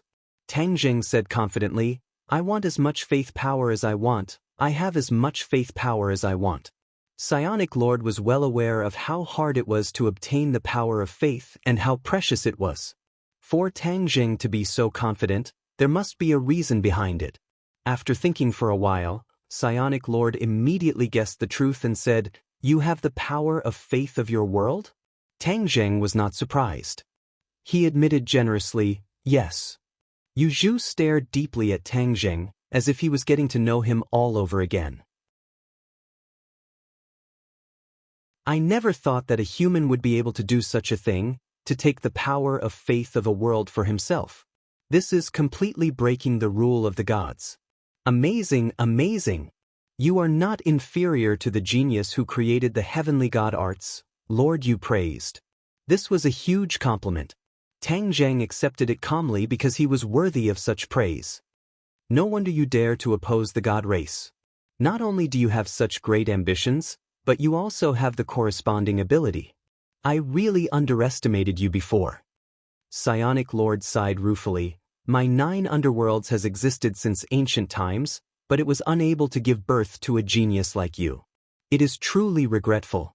Although your world is ruled by the gods, it was able to give birth to a genius like you. I am truly curious about your world. If there is a chance, I will definitely go and take a look. Haha, after we defeat the gods, I will invite you to my world as a guest, Tang Zheng said with a laugh. He then changed the topic and said, time waits for no one. Let's get down to business first. Yes, I will bring you to the Soul Fog Sea. Psionic Lord's voice became somewhat gloomy. The words Soul Fog Sea caused his mood to become gloomy. This was an eternal pain in his heart and also a scar in the 9 underworlds. Hearing him mention the Soul Fog Sea, Tang Zheng's interest was piqued. He had heard others mention the Soul Fog Sea before and knew how dangerous it was. 9 underworlds waved his hand, and the scene in front of him changed. Tang Zheng looked carefully and realized that he and Psionic Lord had arrived at a new place. Tang Zheng's heart trembled. Psionic Lord was indeed Psionic Lord. He possessed remarkable abilities and was not someone the current Tang Zheng could compare to. 2 figures, one tall and one short, suddenly flashed like lightning and stood in front of Tang Zheng and Psionic Lord. Psionic Lord. The 2 of them bowed respectfully. Tang Zheng's eyes widened as he looked at these 2 fellows who were as different as heaven and earth. They both looked like humans and did not have any horns on their heads. However, the strange thing was that one of them was as tall as a giant and the other was as short as a midget. One tall and one short, the contrast was very obvious. The 2's eyes rolled around Tang Zheng's body, revealing a shocked expression as they exclaimed in a low voice, "A living person?" Those who came from the 9 underworlds were either ghosts or natives of the 9 underworlds like them. But this was actually a living person. How could they not be surprised? Psionic Lord pointed at the 2 of them and said, Tang Zheng, these 2 are Psionic King High and Psionic King Short. They are in charge of guarding the Soul Fog Sea. Tang Zheng bowed in a manner that was neither servile nor overbearing. Greetings, Psionic Kings. The two Psionic Kings returned the greeting, but they were even more puzzled. Psionic Lord treated this person so courteously. Just what kind of identity did he have to deserve such attention from Psionic Lord? Tang Zheng is an esteemed guest of the 9 underworlds. We cannot neglect him. We have come to the Soul Fog Sea to do something. Just follow us, Psionic Lord instructed. The two Psionic Kings replied. Their gazes toward Tang Zheng changed subtly. Psionic Lord emphasized that he was an esteemed guest. This treatment was simply too good. It was unprecedented. Psionic Lord pointed ahead and said in a melancholy tone, "This is the Soul Fog Sea." Tang Zheng looked up and was stunned. He was in disbelief. He saw an ocean floating in the boundless sky. He didn't know where its borders were. This ocean was black because it was formed by the Soul Fog Sea. The Soul Fog Sea was made up of soul fragments. It was pitch black in color. There were lamps at the border of the Soul Fog Sea, and the 9 underworlds army was waiting outside. They were there to ensure that the Soul Fog Sea wouldn't leave the Soul Fog Sea and cause a disaster. The Soul Fog Sea is extremely dangerous. It concerns the survival of the 9 underworlds, so we can't be careless. It's precisely because of this that I sent 2 Psionic Kings to guard this place, Psionic Lord explained. Tang Zheng was enlightened. The reincarnation pool only had 1 Psionic King guarding it, while the Soul Fog Sea was guarded by 2 Psionic Kings. This was indeed a big difference. Of course, it could be seen that the Soul Fog Sea was far more dangerous than Tang Zheng had imagined. The new reincarnated soul we condense is at the border of the Soul Fog Sea. Once a new complete soul is condensed, the remaining soul fragments will be injected into the Soul Fog Sea. We can't let the Soul Fog Sea flow out, Psionic Lord explained as he walked toward the army.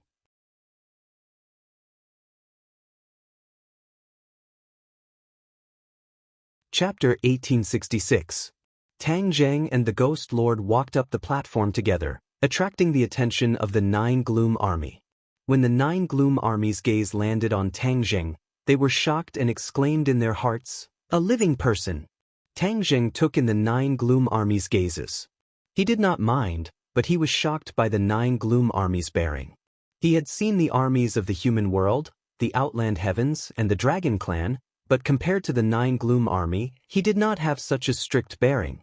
The 9 Gloom Army had always been well-trained and dared to fight. Once they entered the battlefield, they would naturally be exceptionally fierce. The only ones who can match them are the Shaman tribe. The Shaman tribe is a natural warrior.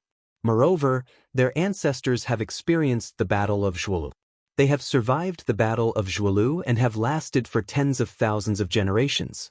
However, their warrior temperament has not been polished. On the contrary, the harsh living environment in the 100,000 mountains has been constantly tempering their fighting spirit. Even when they finally returned to the secular world, their warrior nature did not change. There was only one thing, and that was that there were too few warriors in the Shaman tribe. There was no way they could be compared to the endless army of the 9 underworlds. Such a powerful army of the 9 underworlds is still being bullied by the God clan. They dare to be angry but do not dare to say anything. It can be seen how powerful the God clan is. Tang Zheng's heart trembled as he gained a new understanding of the God clan. However, he was not scared off. Instead, his fighting spirit surged. One day, I will lead the Witch clan into the God realm and push the God clan off their pedestal. Tang Zheng's conviction was extremely firm. The two of them climbed up the platform. High Gloom King and Short Gloom King followed closely behind. They did not say a word. The 9 Gloom Army did not say a word either. The Soul Fog Sea was dead silent. A strong killing intent rose spontaneously, and a huge pressure pressed down on everyone's hearts. This is the place where I condense the complete soul. The Ghost Lord stood on the platform and said in a low voice. Tang Zheng nodded and did not say anything. He understood the heaviness in the Ghost Lord's heart. The Ghost Lord gave the 2 Gloom Kings a look. They understood and passed down the order. Bring the reincarnated souls here. The army parted to form a path. Under the guidance of the 9 Gloom Army, a group of souls walked over lightly. Their footsteps were unsteady, and their expressions were dull. They were completely different from normal souls. Tang Zheng's heart skipped a beat.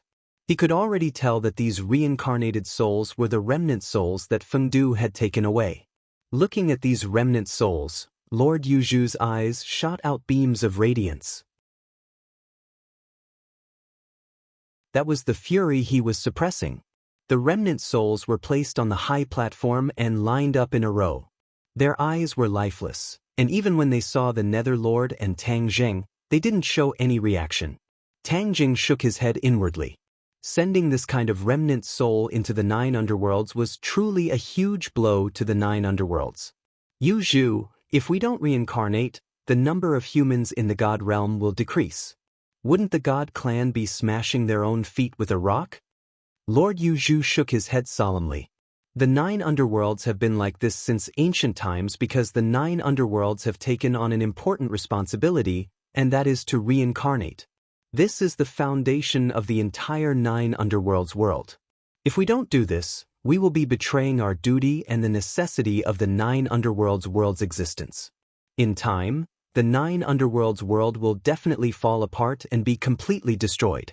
This is a rule set by the great Tao of Chaos, and it won't change based on our will. Tang Zheng was enlightened. The celestial race was very clear about this, and that was why they dared to do this without any fear. This was completely eating away at the 9 underworld's strength bit by bit. Let me try one first. If it succeeds, we can spread it, Lord Yuzhu said. Tang Zheng nodded. At this time, a member of the 9 underworld's army walked up the high platform. Tang Zheng looked at him in surprise, not knowing why. He saw the other party walk with his head held high, and his eyes were resolute. It was as if he had made up his mind to do something. A loud horn sounded from the 9 underworld's army, and then a song rang out. This song was low and passionate, as if it was specially prepared for the warriors who were going to war. This song had no lyrics, but every syllable hit Tang Zheng's heart fiercely, making him feel as if his blood was boiling. What are they doing? Tang Zheng was even more confused. This was condensing souls, not going to war to kill the enemy. Suddenly, Tang Zheng's pupils shrank. That 9 underworld's army soldier was already fighting with the remnant souls. Lord Yuzhu's tall figure stood in front of him, gently stroking the 9 underworld's army soldier's head as if he was a senior caring for a junior. You are sacrificing yourself for the 9 underworlds. The 9 underworlds will remember you. Lord Yuzhu's voice had a hint of pain. It is my honor to sacrifice myself for the 9 underworlds, the 9 underworlds army soldier said loudly, without a trace of fear. Instead, he had the fearless bearing of a warrior who was going to war. His gaze swept across the sea of souls, and he said, "Even if that is where I belong in the end, I have no regrets." My good son of the 9 underworlds, Lord Yuzhu praised loudly.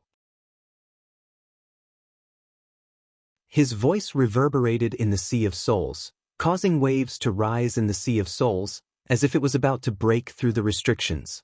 Suddenly, rays of light shot up from the sea of souls, suppressing these waves, and the sea of souls returned to its calm state.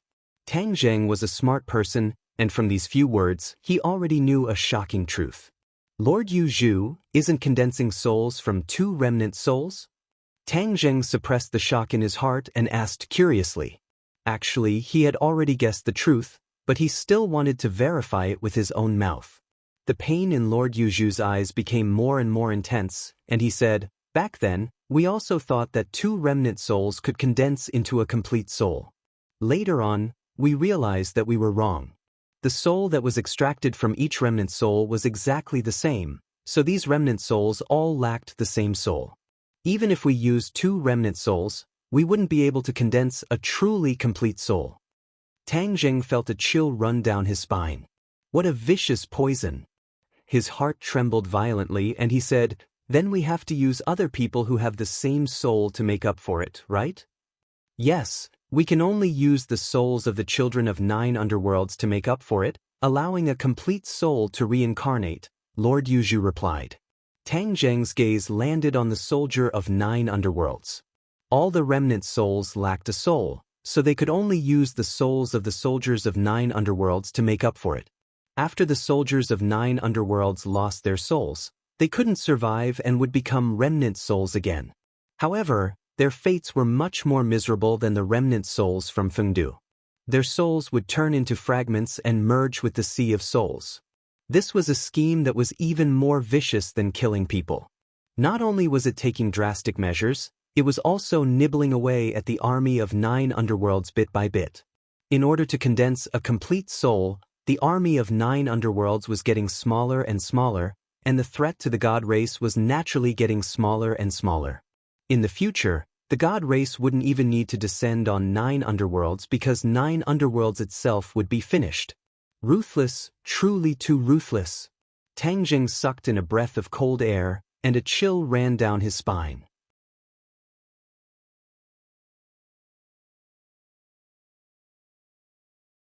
Chapter 1867.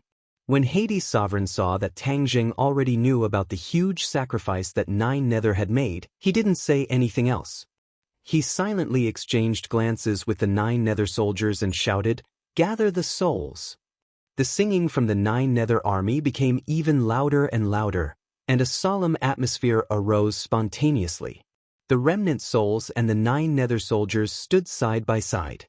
Hades' sovereign pointed at the stage, and a ray of light rose from the stage, enveloping the remnant souls and the 9 Nether soldiers at the same time. A painful howl rang out. This was a part of the 9 Nether soldiers' soul being forcefully extracted from his body. Tang Jing's pupils shrank. Although the ray of light blocked his vision, Tang Jing could still see everything clearly. He could clearly feel the 9 Nether soldiers' pain. This wasn't an ordinary physical pain, but a pain that came from the depths of his soul. His soul was being torn apart bit by bit. Tang Jing was overwhelmed with shock. After witnessing this painful scene, the 9 Nether soldiers didn't retreat. Instead, they charged forward wave after wave. This courage was truly admirable. Even with such an army, they still aren't a match for the god race. Just how strong are the god race? Tang Jing was aghast. He had once killed a member of the god race that had descended to the mortal world, so he subconsciously thought that the god race was only Essos. The more he understood and felt, the more he understood how strong the god race was. The god race was definitely the strongest enemy he had ever encountered in his life. Fortunately, he wasn't in a hurry to reveal his identity in the god world. Otherwise, he would really be in danger. The remnant soul was extracted from the 9 Nether soldiers' body. His miserable howls finally stopped, but his body was slowly falling apart. He was already missing a part of his soul. He had become a remnant soul and was about to turn into soul fog. Hades' sovereign looked at him deeply before focusing his attention on the other remnant soul. He controlled the remnant soul and injected it into the remnant soul. At the same time, he imprinted the heavenly god technique. When the remnant soul and the remnant soul completely fused, the heavenly god technique was also completely imprinted in the new soul. The 9 Nether army was no longer unfamiliar with this. The singing gradually became softer, as though they were sending off their comrades. Suddenly, Hades' sovereign shouted, "Tang Jing, it's your turn." Tang Jing immediately acted. A surge of power of faith gushed out from his fingertips and entered the new soul. The heavenly god arts activated on its own, using the power of faith to establish a divine bridge. Above the divine bridge, rainbow clouds floated, and traces of faith energy were contained within these rainbow clouds. After a new soul reincarnated, it could use this faith energy to continuously cultivate and advance by leaps and bounds. They were using Tang Jing's power of faith, which was equivalent to imperceptibly imprinting Tang Jing's mark on their bodies. In time, they would become Tang Jing's followers and no longer convert to the divine race. This was what Tang Jing had thought of from the very beginning. This was a pleasant surprise for him, so he was not stingy with his power of faith. The Nether Lord naturally saw through this as well, but he did not stop him. What he cared about was the 9 underworlds. He didn't care who the humans worshipped. Believing in Tang Jing was better than believing in the Protoss. The new soul opened its eyes, and it was no longer in a daze. Instead, it was in high spirits. The Nine Underworlds army was no stranger to soul assembly, but this time, it was completely different. They looked at the Netherlord in astonishment, then at Tang Jing, and finally at the new soul. This new soul gave them a strange feeling, and it was poles apart from the previous one. High Netherworld King and Short Netherworld King looked at the Netherlord in a daze, asking, "Netherlord, why is there a change in soul assembly? What did he do to the new soul?" An outsider was actually involved in soul assembly, but there was no precedent for this, so they did not understand the meaning of this change. Netherlord said, "I'll tell you later."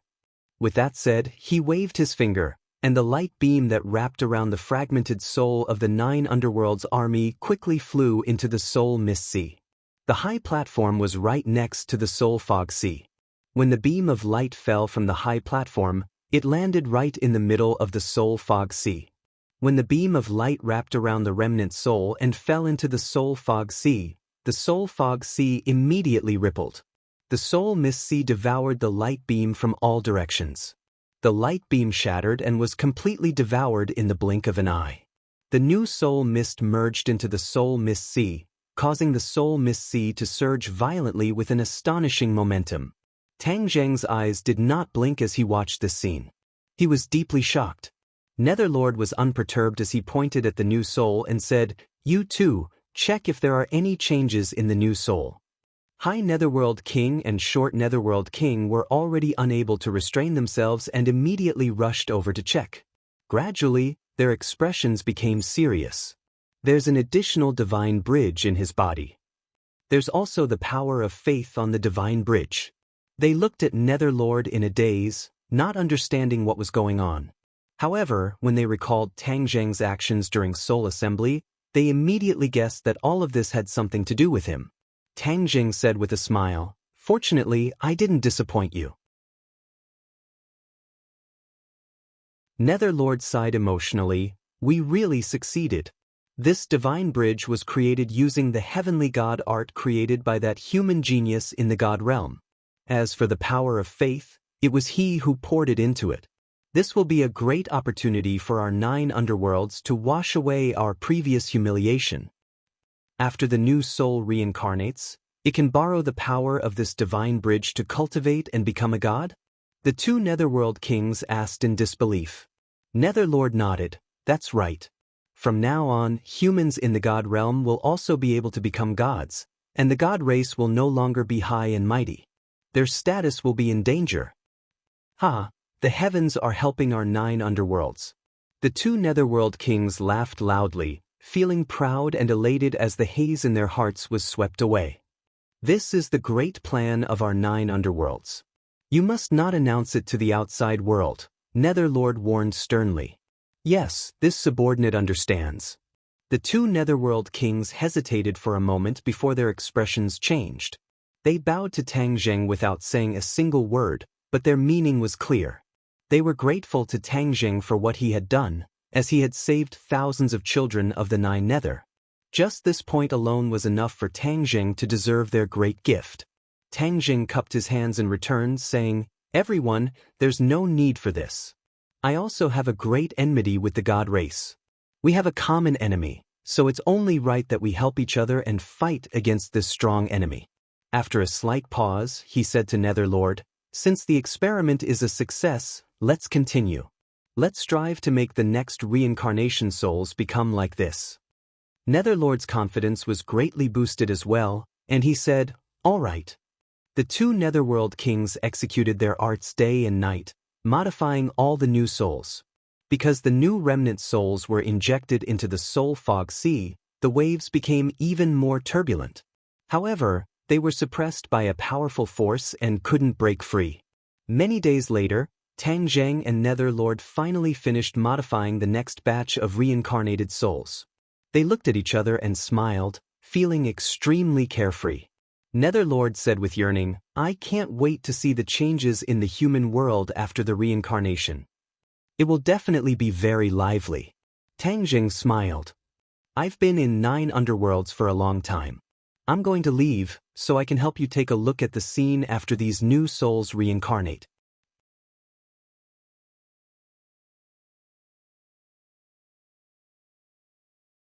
Chapter 1868. Divine Realm. In a small courtyard, a baby's cries broke the silence of the night. A baby fell to the ground, descending into the divine realm. The cries were loud and clear, full of vigor. Outside the house, a man was pacing back and forth in front of the door. When he heard the baby's cries, he immediately stopped and looked at the door excitedly, rubbing his hands in excitement. Mother and child are safe. Congratulations, congratulations. A midwife walked out with the baby in her arms and congratulated, but her expression was a little strange. When she came in front of the man with the baby, she hesitated to speak. "Quick, let me see." The man didn't notice her strange expression and impatiently took the baby, saying, "It's a son." Suddenly, his gaze fixed on the baby and he looked up abruptly, exchanging glances with the midwife. The midwife had a sullen expression and asked, "Did you notice it too?" The man didn't rush to answer and instead asked cautiously, "What did you notice?" "This child is very different from other children. He already had cultivation at birth. This is something that was brought out from his mother's womb. He is a genius." The midwife gradually became excited. She had delivered countless babies in her life, but this was the first baby to be born with a cultivation base from the mother's womb. If this wasn't a genius, then what was? A genius. The man muttered to himself. Suddenly, as if he had just woken up from a dream, he was wild with joy and laughed loudly. "Haha, a genius. My son is a genius." Tang Zheng stood on the wall and looked at this scene with a satisfied smile. The people in the courtyard didn't notice him at all. Only the newborn baby opened his hazy eyes and looked in his direction. "Ghost Lord, our plan succeeded." He jumped down the wall and silently walked through the streets. This night, many babies were crying out, and countless families were crying out in surprise. Geniuses were born like bamboo shoots after the rain, and normal people didn't notice this strange event at all. Because, that night, another matter attracted everyone's attention. This city seemed to be boiling with excitement. Tang Zheng heard the sounds of fighting coming from the city gate from afar. He raised his head in surprise. He could faintly see the light of a transcendent artifact coming from the city gate. That was the sign of people fighting. There were people fighting at the city gate. Tang Zheng's heart skipped a beat, and he quickly came to the city gate. He saw a lot of people fighting together. To be more precise, it was a large group of experts besieging a few people. These people were standing on the city wall.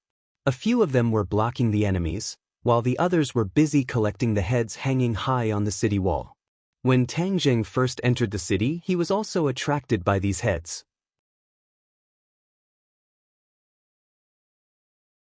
It was said that these heads belonged to people who opposed the god race, but he didn't know who they were. Obviously, these people were the companions of the deceased. They actually came to collect the corpses despite the danger. It was a pity that the enemy had already set up an ambush, and as soon as they appeared, they would attack together. Someone from the divine world who dares to go against the god clan? Interesting. These people can't fight against the enemy. I need to find a chance to save them. Tang Zheng made a decision in an instant, but he was not in a hurry to make a move. He wanted to see the details of these people first. Moreover, these people would only be more grateful to him if he saved them at the most critical moment. In a flash, they had already collected the heads and activated their magical weapons to fight the enemy. You are a group of dogs of the god race. The god race oppresses us humans, and you actually help them. One day, you will pay the price for what you have done. In the crowd, a woman shouted angrily. Death is near and you still dare to be so sharp-tongued. When we capture you, you will know how to cry. A general standing on the city wall said arrogantly, "What is there to be afraid of? Even if we die, we will not be dogs. We want freedom and dignity. Do you dogs have those?" The others were also filled with righteous indignation and shouted loudly. The general's face was ashen. He threw his palm into the air and a cold light flew out from his palm, turning into a long spear. It was a brilliant magical weapon. He pointed it at the group and said, "Stubbornly stubborn, even death can't wipe out your crimes." The general roared and arrived in front of the group in the blink of an eye. His long spear was like a dragon, and waves of dragon roars resounded through the sky. The few people reacted in a panic. They activated their magical weapons, and rays of light filled the sky, turning the city gate into daytime. However, the difference in strength between the two sides was too great. The long spear was like a dragon, shuttling back and forth between the few people. Ping ping ping ping, countless magical weapons fell. The long spear pierced through the sky and took the woman's head. The woman had already lost her magical weapon. She hurriedly retreated, but the long spear had locked onto her, and she could not retreat. Just as she was in despair, a figure appeared in front of her. She looked up in surprise. This person came too fast, and she could not defend herself at all. She saw this person stretch out a finger and gently point at the long spear. The long spear turned into an angry dragon. It opened its ferocious dragon mouth and kept roaring. However, when this person's finger touched the center of the dragon's head immediately stopped. The diving body actually stopped in an instant. Everyone looked at this scene in horror. This person actually used a finger to stop the spear. Who was he? Before they could guess this person's identity, they heard a loud crack. The long spear cracked and turned into fragments, scattering all over the ground. Poof! The general's magical weapon was destroyed. His mind was greatly shaken, and he spat out blood. He looked at this person in horror and anger. He angrily shouted, "Who are you?" This person did not answer him. Instead, he said indifferently, "I'll let you see what a true dragon is." As soon as he finished speaking, this person's body emitted a golden light that shot into the sky. He actually turned into a golden dragon. It was incomparably huge, and it crossed over everyone's heads as if it was looking down on ants. The general was scared out of his wits. He ran away. However, he was still one step too late. The dragon claw reached out and caught him. Boom! With an explosion, this person turned into flesh and blood that filled the sky. His soul was scattered. The other enemies were already scared silly. When the dragon looked over, it was as if a spell had been cast on them. They stood still on the spot. The divine dragon shook his body and turned back into a human. He said to the woman and the others, "Let's go." He took the lead and flew down the city wall. The others seemed to have woken up from a dream. They followed closely behind and disappeared into the night. When they had escaped far away, they stopped. The woman looked at the man opposite her in horror and asked, "Who are you? Why did you save me?" This person was, of course, Tang Jing. He looked around and sized them up with interest. He said, "I saw that you guys did not hesitate to sacrifice yourselves to save your companions. This heroic spirit is admirable, so I helped." When the woman heard this, she was embarrassed. She blushed and waved her hand. "How is this heroic spirit? It was just a small matter. Those who died are the heroes. They fought for humanity. It's a pity that there are too many ignorant people in this world. They help the evildoers and harm their own people."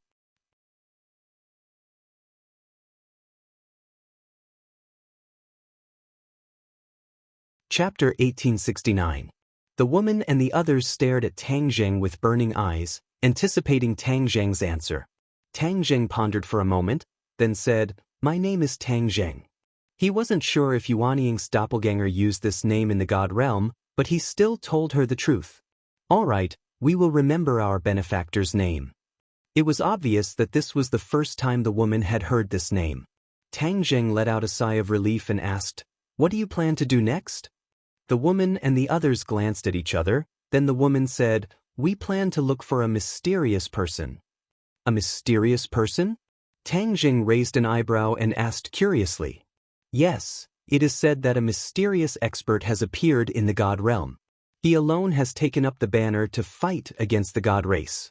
There are already many rumors about him in many places. He is a role model for us humans who are dissatisfied with the oppression of the God race. Therefore, we will look for him and serve under him," the woman said with yearning.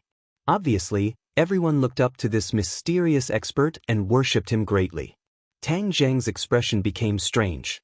Could this mysterious expert be his Yuan Ying doppelganger? Back then, Yuan Ying's doppelganger had abandoned him. He didn't know where he was now or how he was doing. Since Tang Jing had come to the God realm, he didn't mind meeting him. The woman saw that Tang Jing had fallen silent and hesitated for a moment before advising, "Benefactor, you are also an expert. Moreover, you are the same as us. Why don't you come with us to look for this mysterious expert? Let me tell you, it is said that this person has cultivated to the god realm and his strength is not inferior to the god race. Under his leadership, our human race will definitely be able to break free from our shackles." The more the woman spoke, the more excited she became. She was full of hope and expectation. Tang Jing smiled and said, "Since you are so kind, then let's go together." "Really?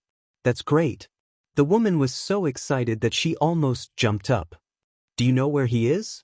Tang Jing asked curiously. The woman said in a low voice, "I heard the news before coming. It is said that this person has recently appeared near the Hongjun mountain range." "Then let's go quickly." Tang Jing couldn't wait to see Yuanning's clone. As they set off, Tang Jing learned the woman's name. Her name was Bai Kuei, and she was already in the middle stage of Yuanning. Tang Jing nodded inwardly. The cultivators in the realm of the gods were indeed extraordinary. She was only in her 20s, yet she was already in the middle stage of Yuanning. How many cultivators in the mortal world could only reach this stage in their lifetime? Of course, that was in the past. Now, the world had undergone earth-shaking changes. Yuanying and even higher-level cultivators were popping up like bamboo shoots after the rain. Bai Luo looked at Tang Jing curiously and asked, "You defeated the enemy so easily, you must be at the Mahayana realm, right?" Tang Jing smiled and declined to comment. He couldn't possibly say that he had already cultivated to become a god. That would be suspected of boasting. Besides, he didn't want to scare these people. However, Bai Luo misunderstood and thought that she had guessed correctly. She said excitedly, "You're so young, yet you've already cultivated to the Mahayana realm. You're too amazing. I want to learn from you. I hope you won't be stingy with your guidance along the way." Tang Jing said casually, "Let's discuss it together." Along the way, everyone asked Tang Jing for guidance on their cultivation. They all felt enlightened, and their cultivations rapidly increased. Bai Luo excitedly told Tang Jing that she had faintly touched the threshold of the deity transformation realm. She would definitely be able to cross this threshold in the future. In short, both sides had gained something. Tang Jing also learned a lot of information about the realm of the gods from them. There were many cities in the realm of the gods, and each city had a city lord who ruled the realm of the gods on behalf of the gods. Everyone in the realm of the gods was a cultivator with different levels of strength. The cultivation of each city lord was also different. The highest was in the sage realm, but the lowest was in the Mahayana realm. There were no sects in the realm of the gods, and it was all ruled by large cities. There were also villages and small towns outside the cities, but they couldn't be compared to the cities. The Hongjun mountain range was located in the northern part of the realm of the gods. It was a place of extreme cold, and normal humans wouldn't go there. However, it wasn't completely uninhabited. For cultivators who cultivated ice and snow, the Hongjun mountain range was an excellent place. Bai Luo inadvertently revealed something that attracted Tang Jing's interest. It turned out that there were temples and altars built in every city, where the gods were enshrined and worshipped by the people. If I knew there were temples, I would have gone to the city to investigate and see how the gods absorb the power of faith from humans. Without a doubt, these temples and altars were for the purpose of absorbing the power of faith.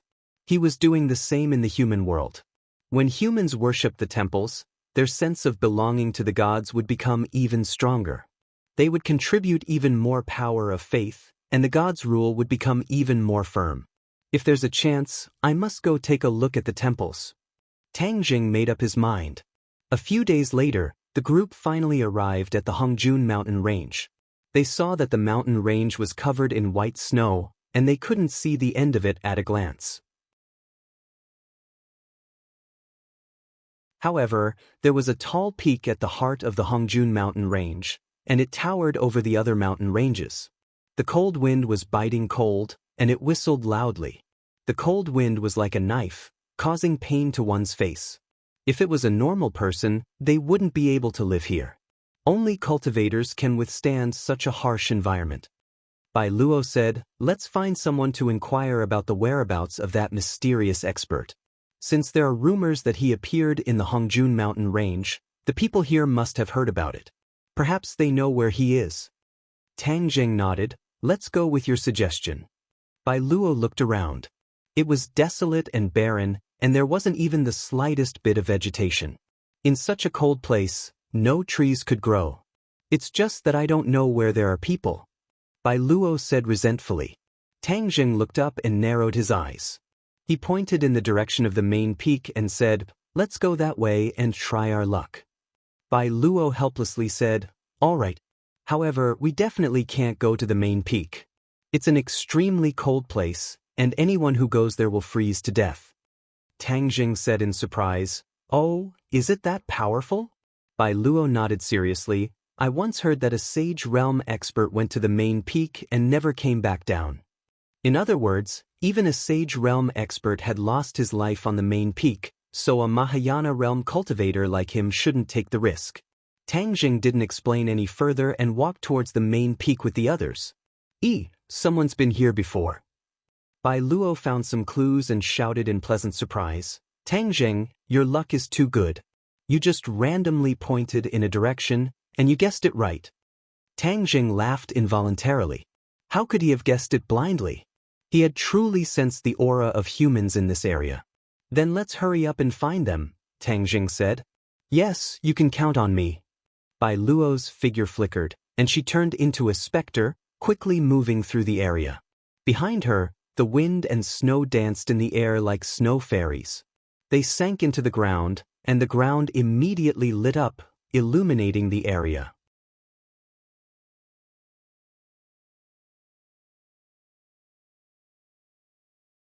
Chapter 1870.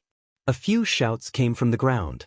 The snow spirits that had sunk into the ground flew out and exploded in the air with a few bangs. Bai Luo panicked and hurriedly explained, Senior, I didn't mean to disturb your cultivation. I just have some questions. Whoosh whoosh whoosh. Several figures drilled out from the ground. Tang Zheng looked at them in surprise. They were as tall as children and only half as tall as an adult. They were true dwarves. Their expressions were unfriendly as they glared at Bai Luo and said, Where did you come from? You dare trespass into the Hongjun mountain range. Aren't you afraid of death? Bai Luo looked at them in surprise and cried out, You're from the Earth Traveler race? Earth Traveler race. Tang Zheng looked at them in surprise. He had never heard of this race before, but he didn't say anything and only watched in silence. Heh, you're quite knowledgeable. You actually know about the Earth Traveler race. The Hongjun mountain range is extremely cold. Normal people can't live here for long periods of time. Only we Earth Traveler race can live underground without fear of the cold, said one of the muscular Earth Traveler race members. Tang Zheng was shocked. This race actually lived underground. It was truly inconceivable. Bai Luo and the others weren't surprised at all. Senior's words are reasonable. We just came to the Hongjun mountain range to ask for some information. That's why we disturbed you. Pumph. The Earth Traveler snorted heavily as a white mist came out of his nostrils. It quickly condensed in the air and turned into an ice crystal. I hate people like you the most. You don't know the immensity of heaven and earth. You came to the Hongjun mountain range and disturbed our cultivation. We don't welcome you. The Earth Traveler waved his hand impatiently. Bai Luo bit her lips and said respectfully, Seniors of the Earth Traveler race, we have important matters to attend to. We have no choice but to come here. Please forgive us. The leader of the Earth Traveler race said, If you want to ask for information, that's fine. Stay and be my wife and I'll tell you. Ha. The other Earth Travelers also laughed. Bai Luo blushed. Seniors, I'm only looking for information, please don't make fun of me. I'm not making fun of you. I'm being sincere. I, Sun Dezhuang, am the most powerful warrior of the Earthen Traveler's younger generation. I'm at the age of marriage and I'm planning to get married. How would I have the time to joke with you? Sun Dezhuang's face was solemn as he spoke with certainty. He did not seem to be joking at all. Bai Luo stared at him blankly. She opened her mouth but didn't know what to say. Dezhuang is right. You're at the age of marrying a wife and having children. You don't have the time to joke around with all of you. There's nothing in this Hongjun mountain range that we, the Earth Traveler race, don't know. You've found the right person to ask for information. The other Earth Traveler race chimed in one after another. Bai Luo's face flushed red. She had volunteered herself, but now she was faced with such a difficult problem. She hadn't been able to obtain any information at all. She lowered her head in shame and glanced at Tang Zheng. Seeing that he was unmoved, she became even more anxious. Tang Zheng has already helped us so much. We can't possibly trouble him for everything. If that's the case, what value do we have? Therefore, I must succeed in this matter. Bai Luo silently thought to herself. She took a deep breath and gathered her courage. I'm not here to get married, so I can't agree to this condition of yours. If you want something else, I'll do my best to satisfy you. Sun Dezhuang curled his lips and swept his gaze over them. I don't have any other conditions. If you don't agree, then forget it. Let's go back and cultivate. Sun Dezhuang looked like he was about to return underground. Bai Luo opened her mouth anxiously while the others were dumbfounded. There was nothing they could do. Everyone in the God realm knew that the Earth Traveler race's chief lived underground. He had an eccentric temperament and was naturally fond of fighting. Even if he faced someone much stronger than him, he wasn't afraid at all. If they provoked the Earth Traveler race, especially in the Hongjun mountain range, it wouldn't be a good thing. Bai Luo. Several people shouted. Bai Luo was at her wit's end. She reluctantly said, "Wait a moment." Sun Dezhuang stopped and chuckled. You've thought it through? Let me tell you, I won't treat you badly after marrying you. Moreover, you'll be greatly honored. I'm a warrior of the Earth Traveler race, and everyone admires me. From now on, you can do whatever you want in the Earth Traveler race. Bai Luo's mood fell. It seemed like she was really going to be forced to agree to Sun Dezhuang. But before she could open her mouth, a voice drifted into her ears. Sun Dezhuang, Miss Bai Luo isn't willing to marry you, so why force her to marry you? Why don't you change your conditions? Tang Zheng spoke up to help Bai Luo. Sun Dezhuang and his companions immediately locked onto Tang Zheng and angrily said, "This is between me and her. What does it have to do with you? Don't ruin my marriage. A forcibly picked melon won't be sweet. Why do you have to be like this? Who said I'm going to use force? I want her to agree to me willingly. How can the brave warriors of my Earth Traveler race bully others? We all pay attention to using virtue to convince others." Sun Dezhuang said in a serious manner. Yes, we're all about using virtue to convince others. His companions agreed. This made them doubt their own ears. This was clearly forcing her to marry him. How could she be willing? Did they not even blink when lying? Tang Zheng had never heard such twisted reasoning. He said, using virtue to convince others isn't like this. Nonsense, that's what my father taught me. I'm very smart, so I've firmly remembered it. There's definitely nothing wrong with it. Don't lie to me. Sun Dezhuang put his hands on his hips and stared at him with his large eyes, speaking in all seriousness. Tang Zheng helplessly rolled his eyes. It seemed that there was a generation gap between him and the Earth Traveler race. He simply couldn't communicate with them. Since that was the case, there was no need to waste any more time. He pulled Bai Luo behind him and said, Sun Dezhuang, I heard that you're the #1 warrior of the Earth Traveler race. How about we have a little competition?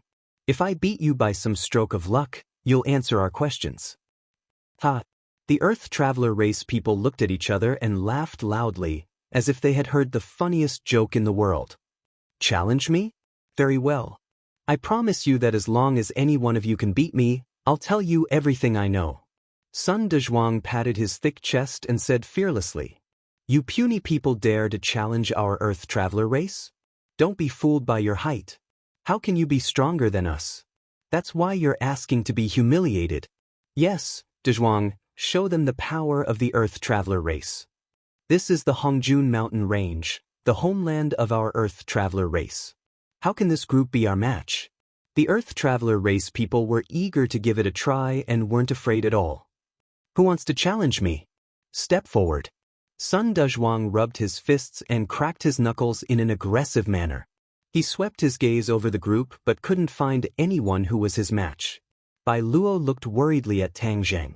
You're tuning in to the Passion Pages YouTube channel. We're so grateful for your support, and don't forget to subscribe to join us on this incredible journey through captivating stories. Your generosity through donations truly makes a world of difference, as it's the primary source of revenue that allows me to expand and enhance this channel for you. Thank you from the bottom of my heart for being a part of this adventure.